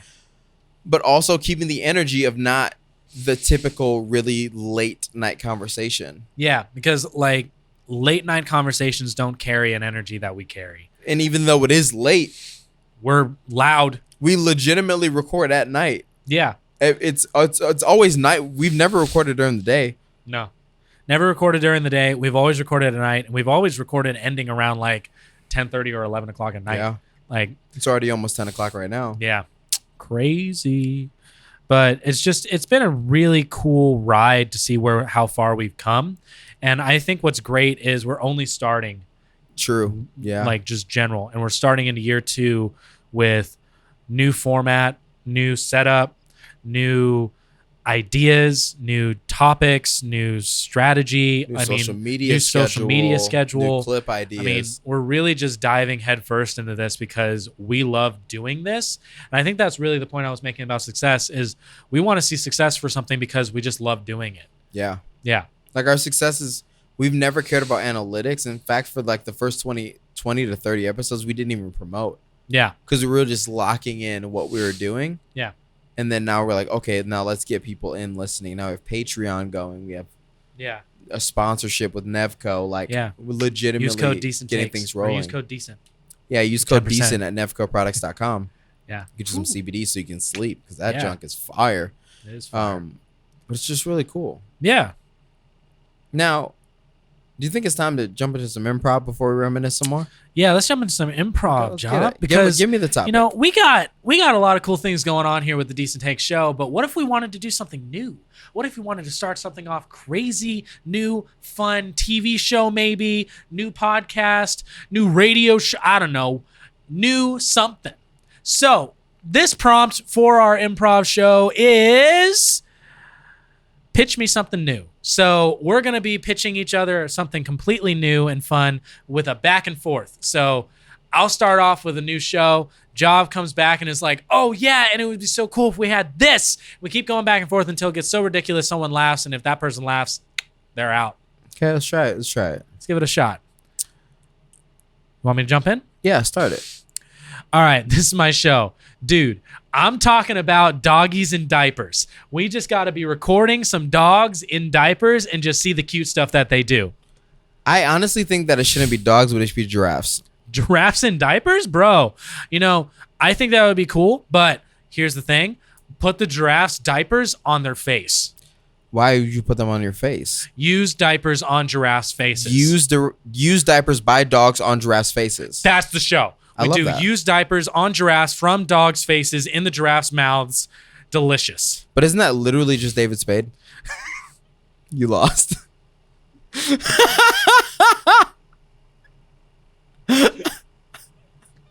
Isn't that literally David Spade? What? Just like an obscure, like basically. Just thought I'd throw something out there to see what would happen. Isn't that? Shout out to David Spade. Nah. We love you. You're going to shortchange me. Oh, man. All right. You start the prompt. All right. Astronauts. I'm thinking of a movie of modern day Gen Z astronauts going to space for the first time. Whoa. But here's the thing. Person in charge of the space program is a boomer. A boomer being Elon Musk? Dude, a boomer be Elon Musk, who's running the space station, but I'm talking a little bit further, a little bit more. Let's try Clint Eastwood. Clint Eastwood? Why do Clint Eastwood when we can do Bill Clinton? Dude, Bill Clinton eating bees with Clint Eastwood, dining room style. Not to mention what's going on under the desk. Talking about... Let's go! Let's go! The Bill Clint Eastwood under the desk. What? I'm bad at these. Let's jump right back into it. All right, listen to me. I'm talking candles, candelabra, Beauty and the Beast, backstory, Beauty and the Beast from the perspective of Gaston. Let's talk about Gaston when he was born. Let's talk about the conception of Gaston. Go. I don't know what Gaston is. Okay. A lot of people I know got Gaston. That's not funny. That's not funny. That's not funny. That's not funny at all. Don't laugh at that. That's not funny. Don't laugh, John. So we're talking about what was the premise? Gaston. The birth of Gaston? The birth of Gaston, the villain from Beauty and the Beast. Okay, I've never seen the Beauty and the Beast. Well, you've never seen Beauty and the Beast? Never in my life. All right, change it up. Come Let's on. change it up. Change it up. All right, forget Gaston. I'm talking So instead about... of Beauty and the Beast, it's Beauty and the Beast, but it's Wendy Williams and Kevin Hart. Oh, okay. So which one's the Beauty and which one's the Beast? The Beauty's Kevin. The Beauty's Kevin? Yep. You know, he is very dainty. He's got little feet, little hands, little man. And Wendy Williams has large feet. Yep. Large Large feet, hands. large hands. You know what happens to large feet? Large toes. Yeah. Where's she putting her toes? In Kevin's Kevin mouth. Hart's butthole. Oh, wow. It's a kinky movie. Kinky movie, Beauty and the Beast. Kevin Hart's the Beauty. Wendy Williams is the Beast. Mm-hmm. Hey!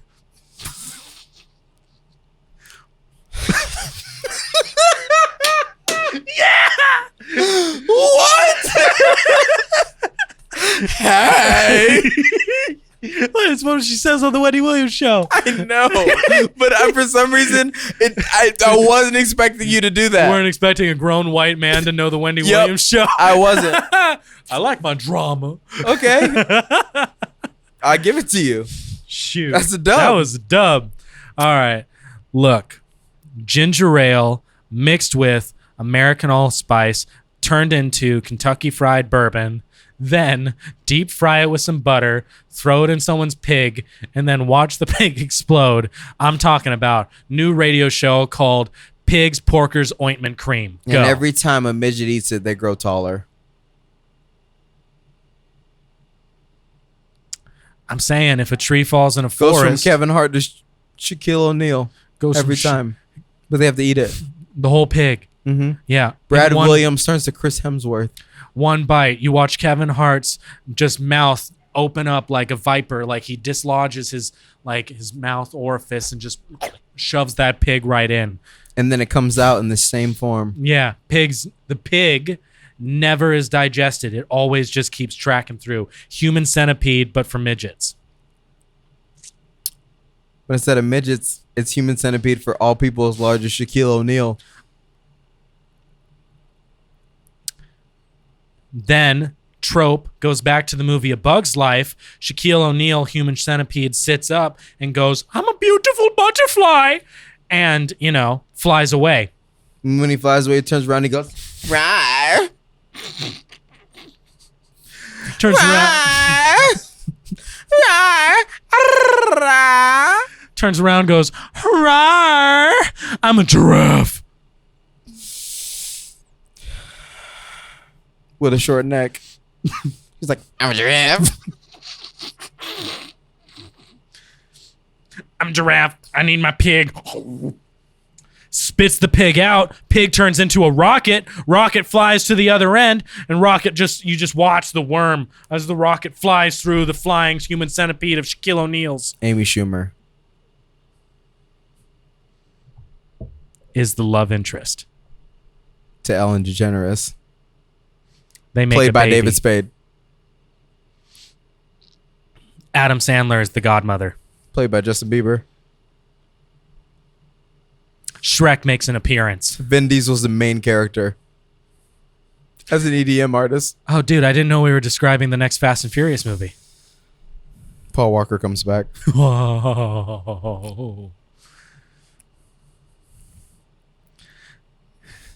It's been a long day And it's not. Without you, my friend. And it's. And I'll tell you all about it when I see you. Rawr. Again. He's a metal rocker. Paul Walker's a metal rocker. Mm-hmm. Paul Rocker.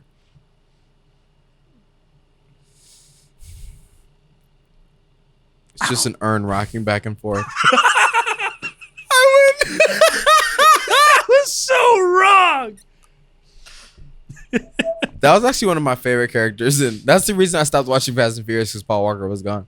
Yeah. He's the only good part about When it. they did the tribute thing to him at the end of the, what was it, Fast 5? That song, Loki, kind of made me cry.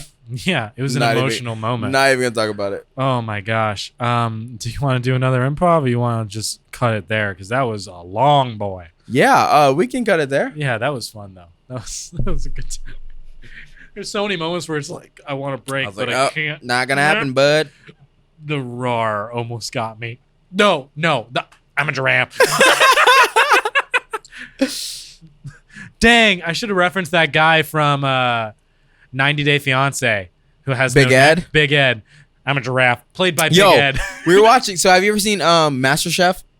Yeah. You know the Graham, No, I don't. the big guy. Yes. Okay. Yeah. Bro, there's one point where he's like talking to a contestant, and he's like, "You need to be better at these challenges because I stuck my neck out for you." And instantly, my thought was, "No, you didn't. Impossible. You can't stick your neck out for yourself." You need to be better at these contributions because I stuck my neck out for you. See? When I stick my neck out, my whole body goes with it. I stuck out my whole body for you. Okay, are there any of these topics we need to hit? Nah. I mean, It might be fun to go into the conspiracy one, but honestly, I feel like we should devote more time to it. And yeah, we can wait on that one. We can wait on 2 of those conspiracies. Oh wait, no, let's talk about this Courtney Love. Oh yeah, that's fun. Okay, So yeah. talk about this. You got the picture? Yeah, I'm pulling it up so right now. Courtney Love has accused Olivia Rodrigo of copying live through this album lived through this album cover from her band Hole. Now, I see it. Yeah.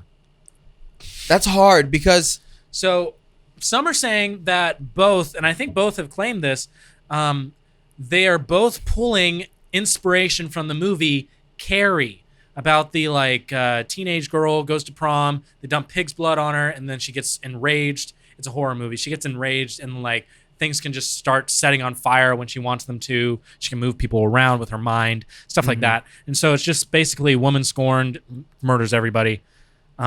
Pretty crazy. it's hard. So it's hard for me. So they look very different. They But do. when you take the details, the girl with the crown crying with flowers in her flowers, hands, the running mascara, the prom dress. It's hard. the Yeah. obvious It's definitely. It is very it's definitely similar. inspired. So, very first thing that comes into this, Courtney Love posts a picture of close up of the album cover of Olivia Rodrigo's album, and she just says, "Spot the difference." #twinning. That kind of starts this whole thing. Then it kind of just keeps going from there. Where let's see, we got the spot the difference.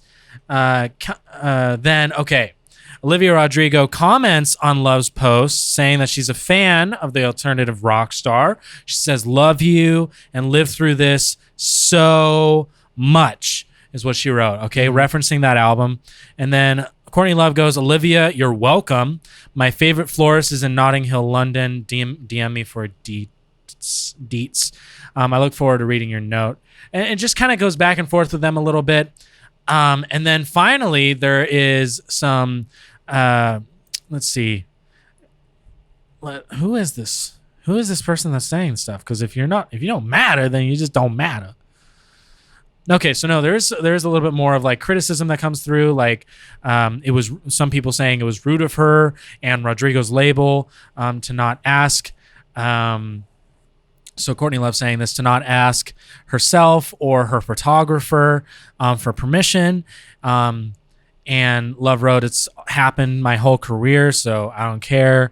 Manners is manners." So they're saying it's stealing an original idea. There's just a lot that's going into this. Basically just the drama gang, honestly. And it's just a back and forth. Okay. They're definitely similar. Yeah. as much as I want, there's nothing new under the sun. Yeah.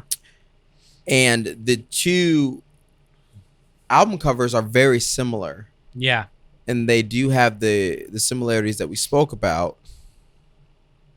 So I don't know if I would call it out like that as Courtney Love. Here's what I would say. I think Courtney Love is calling this out as a publicity stunt because Hole is nowhere near as popular as Olivia Rodrigo is right now. That is true. And also Courtney Love killed Kurt Cobain. So who are you going to bounce back from? You're going to bounce back from being a murderer, or you bounce back from this weird album cover drama? So it's I get it. It's a publicity move. Like a publicity move. Whatever. We'll let her have it. Yeah. One thing that I know that we need to talk about this week, obviously. We'll do this as the last topic before 60-second takes. Fair? Mm-hmm. Yeah. Sorry, my leg itched. Britney Spears. When we started the show, when we started the Patreon show, we wanted to talk about how Britney Spears, she spoke out about her conservatorship and how it's been ruining her life. I mean, it's been a terrible situation. In fact, the conspiracy episode that we talked about that we never dropped, because we talked a lot about the Britney Spears. On Patreon just as a fun bonus thing. I don't even know if I still have it, but maybe if I can find it tomorrow, I'll just throw it on Patreon just to see. It's a 1-year thank you. Yeah, it's been wild. But basically, Britney Spears is in a conservatorship that is completely wrong. Yeah, not fair. Not fair at all. But she testified against it. She did. She testified against it, saying that she is not for it anymore. Maybe never was. And she's been fighting against it. Yep. And there are celebrities that have been bouncing back and saying, hey, you're right. Halsey tweeted out saying, bless Britney, and I hope with my whole heart that she is awarded freedom from this abusive system. She deserves it more than anything. I admire her courage speaking up for herself today. Jamila Jamil said, wishing all the luck in the world to Tahani's good friend Britney Spears today.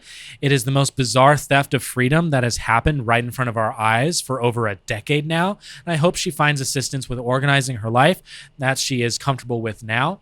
I mean, there are so many here. I mean, Justin Timberlake said no one should ever be held against their will or ever have to ask permission to access anything that they've worked so hard for. Yeah. I mean, there is a lot of celebrity support. I mean, I could keep going on and on with the celebrity support here. A big notable thing that came out is Jamie Lynn Spears, star of Zoe 101. You didn't even know who Zoe 101 was. No, I wasn't a big fan, which to be is honest. wild to me because I loved Zoe 101. I don't know. When I was younger. I never got into it. I was the kid growing up that was like, it must be a girl show. I'm not going to watch it. I did not give a crap. And I'm regretting that now because I'm hearing how great it was. But Zoe 101 or Jamie Lynn Spears, she spoke out following the hearing saying, hey, everybody, I just want to take a second to address a few things. Britney's younger sister said, and in the first of a series of stories she posted to her official Instagram account, she said, the only reason I haven't before is because I felt like until my sister was able to speak for herself and say what she felt she needed to say publicly, that it wasn't really my place and it wasn't the right thing to do. But now that she's very clearly outspoken and said what she needed to say, I feel like I can now follow her lead and say what I feel I need to say. She said, and this is her quote, she said, I am not my family. I am my own person. I am speaking for myself. If ending the conservatorship and flying to Mars or whatever the hell else is what she wants to do to be happy, I support her 100%. Because I support my sister.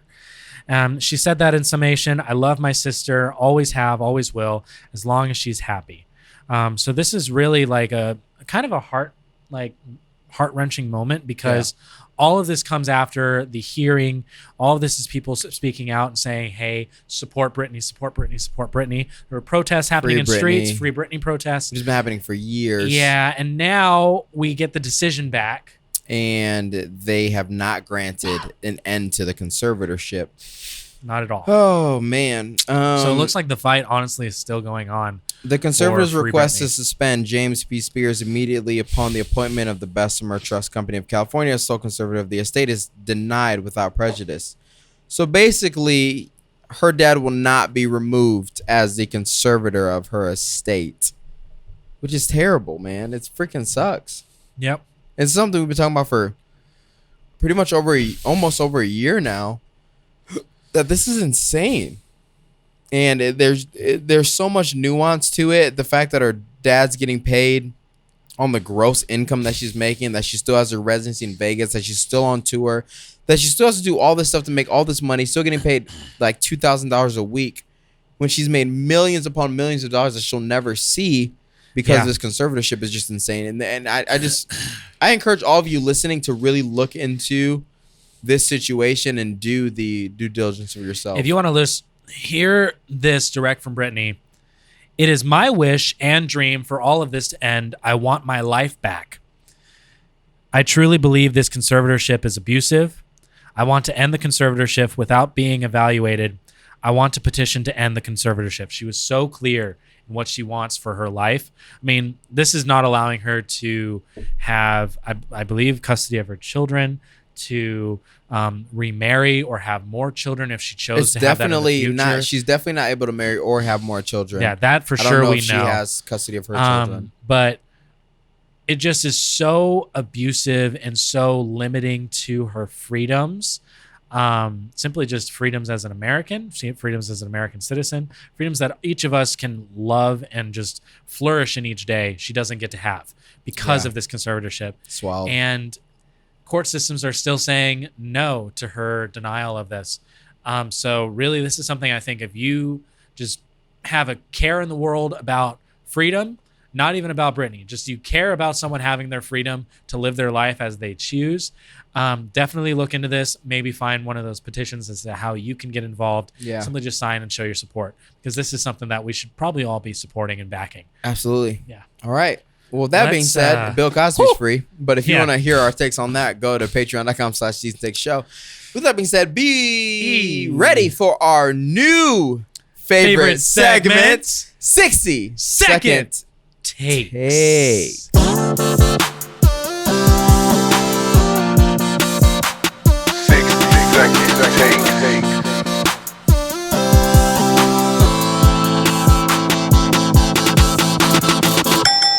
All right. Woo! Now, this segment, our 60 Second Take segment this week will be on celebrities that we believe could replace our co-host. Yeah, because you know what? We're in a year. We got to figure out if we need to make some serious drastic changes. So we're pitching our celebrity replacements, and we're going to either give our rebuttal as to how we should stay, or wow, that person's way better than me. And they cannot bring their celebrity status. They are coming strictly as the personality that they are, without their millions of followers, potentially. Mm-hmm. So if you would like to go first, or I can go first, it's completely up to you. Absolutely, I will go first. All right. And here's what I got to say about this too.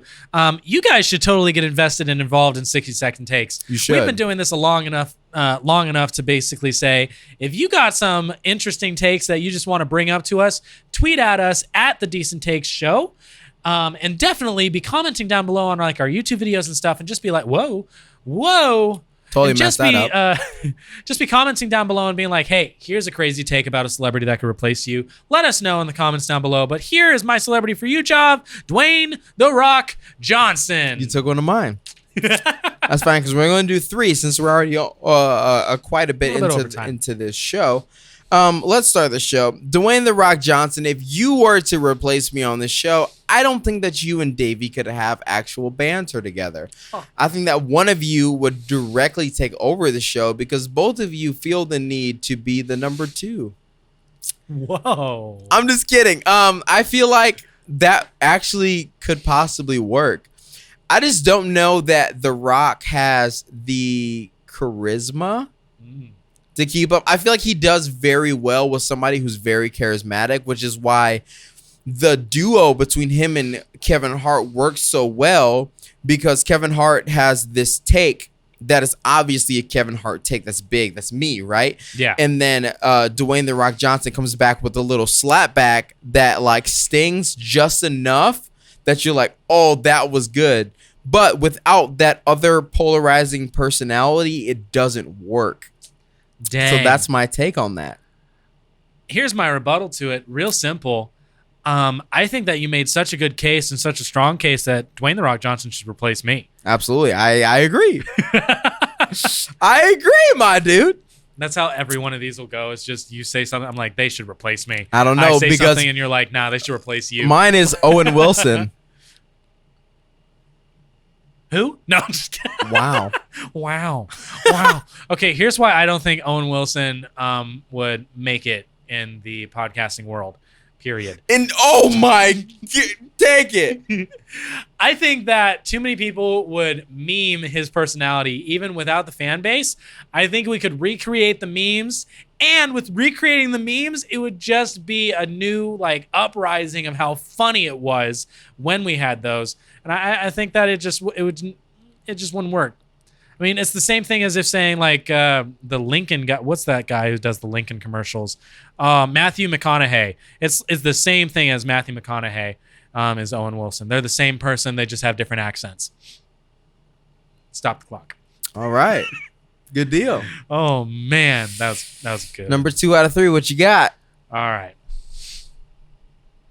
Kim Kardashian. Kim Kardashian couldn't be a part of this show simply because of the fact that I will double down on anything that she believes in. There will be no banter back and forth. Dang. I think that she is 100% correct on everything that she ever says, because we have made the decision before now She is always to right. double down that Kim Kardashian is always right, no matter what she Yep. does. She steals a statue from Italy, doesn't matter. They should have been better at not letting the statue come out of her state. She divorced Kanye. I kind of disagree with that one. But other than that, everything else I 100% agree with. And she became a lawyer to keep black people out of prison. So mad respect. It would just be a completely different show, but I think we could make it work. So Kim, if you want to replace Davey, I am down to make that work. Wait. Stop the freaking clock. I was talking about her replacing you. What? It was my celebrity replace you. Restart my clock. Kim Kardashian and Davey will absolutely never work because Davey is white, and you can't have a white person Armenian on the show to keep it interesting. I don't think that this would work out. I think that Davey obviously would play the sub while Kim Kardashian plays the dom in this situation, and nobody wants to listen to a podcast where Kim Kardashian's talking. This is all I have to say about that. Hey guys. That's it. All right. Oh man. Here's mine, and I'm actually very curious about your thoughts on this. Me and Andrew Schultz.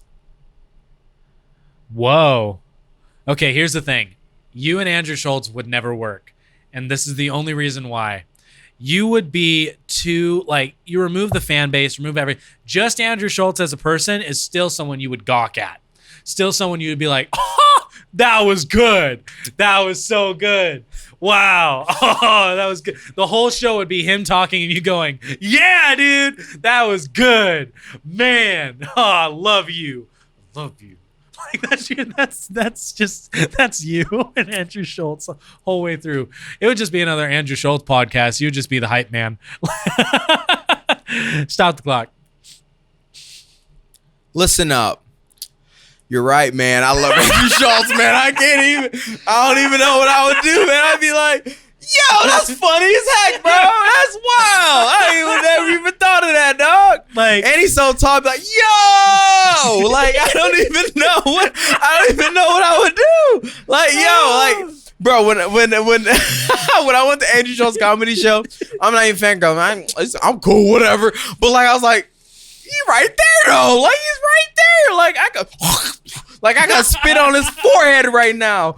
Like, yo, like if he's such a fanboy. I don't even care. Don't even care. He's the greatest comedian of all time. Oh, don't even man. care. Done.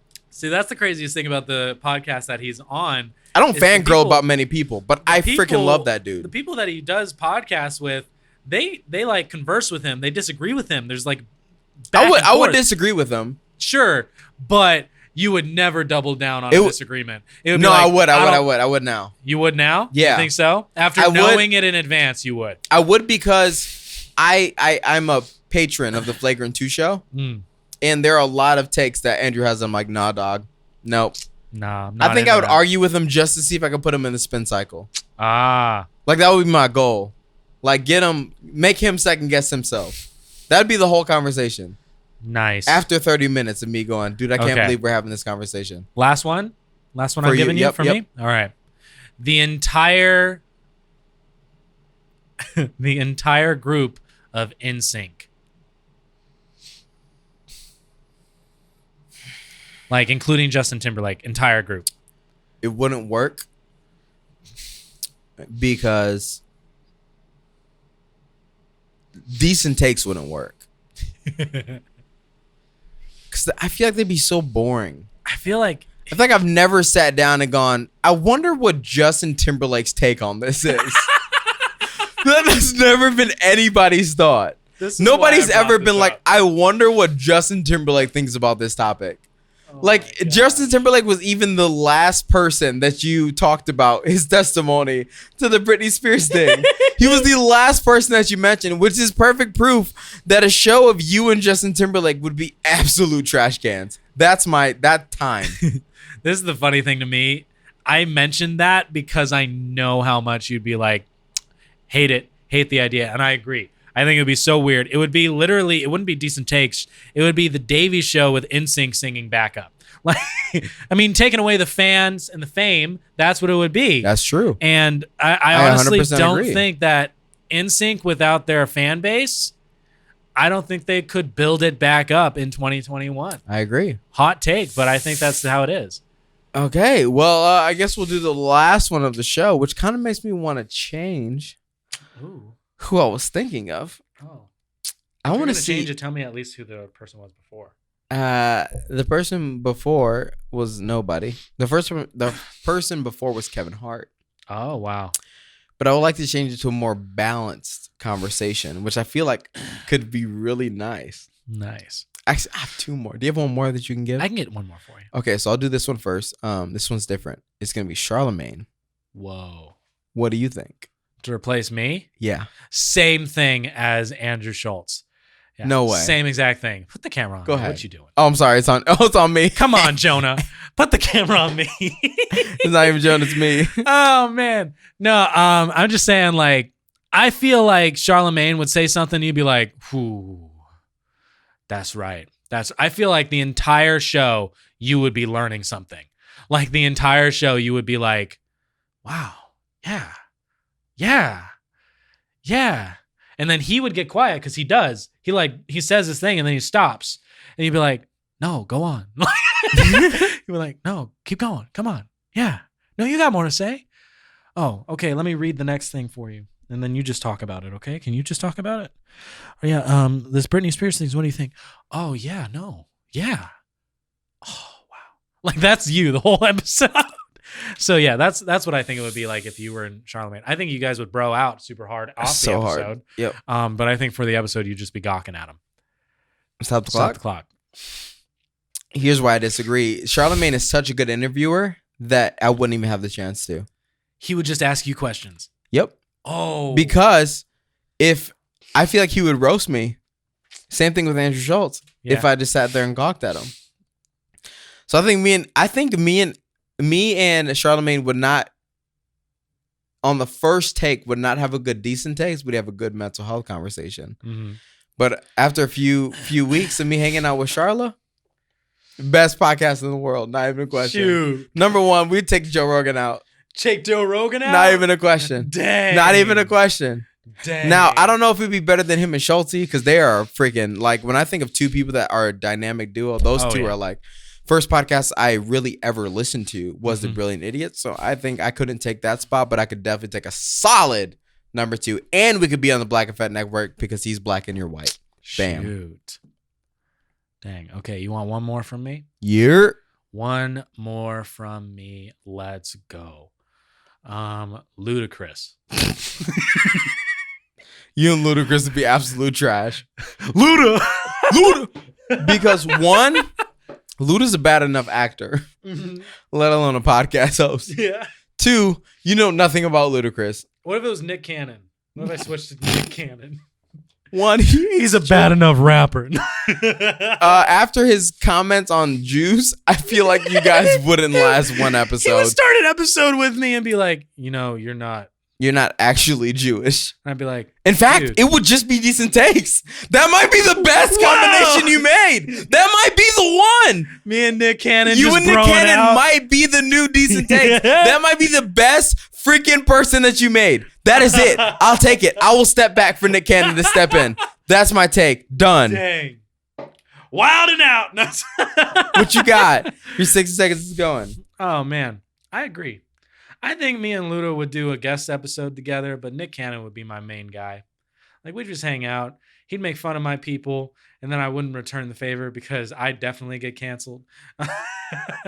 And then it would be a show that ends after like 3 episodes. I don't think it would last. Good take. I probably think we'd hate each other. I can deal with that. All right, last one. Wait, was that? Oh, wait. That was the last one. Do you No, wanna I give had me- one. What? Because my last one wasn't Charlemagne. Oh, this is the last one of the show. Okay, last one of the show. Go. You being replaced with Will Smith. Will Smith does everything extremely well. And I believe that if he were to take on the task of replacing me, he would do it so incredibly well that he would eventually want to replace you too. You know what? Screw this. No, we're not doing this. Thank you for listening to another episode of the D6 Show. My name is Job. I'm Davey.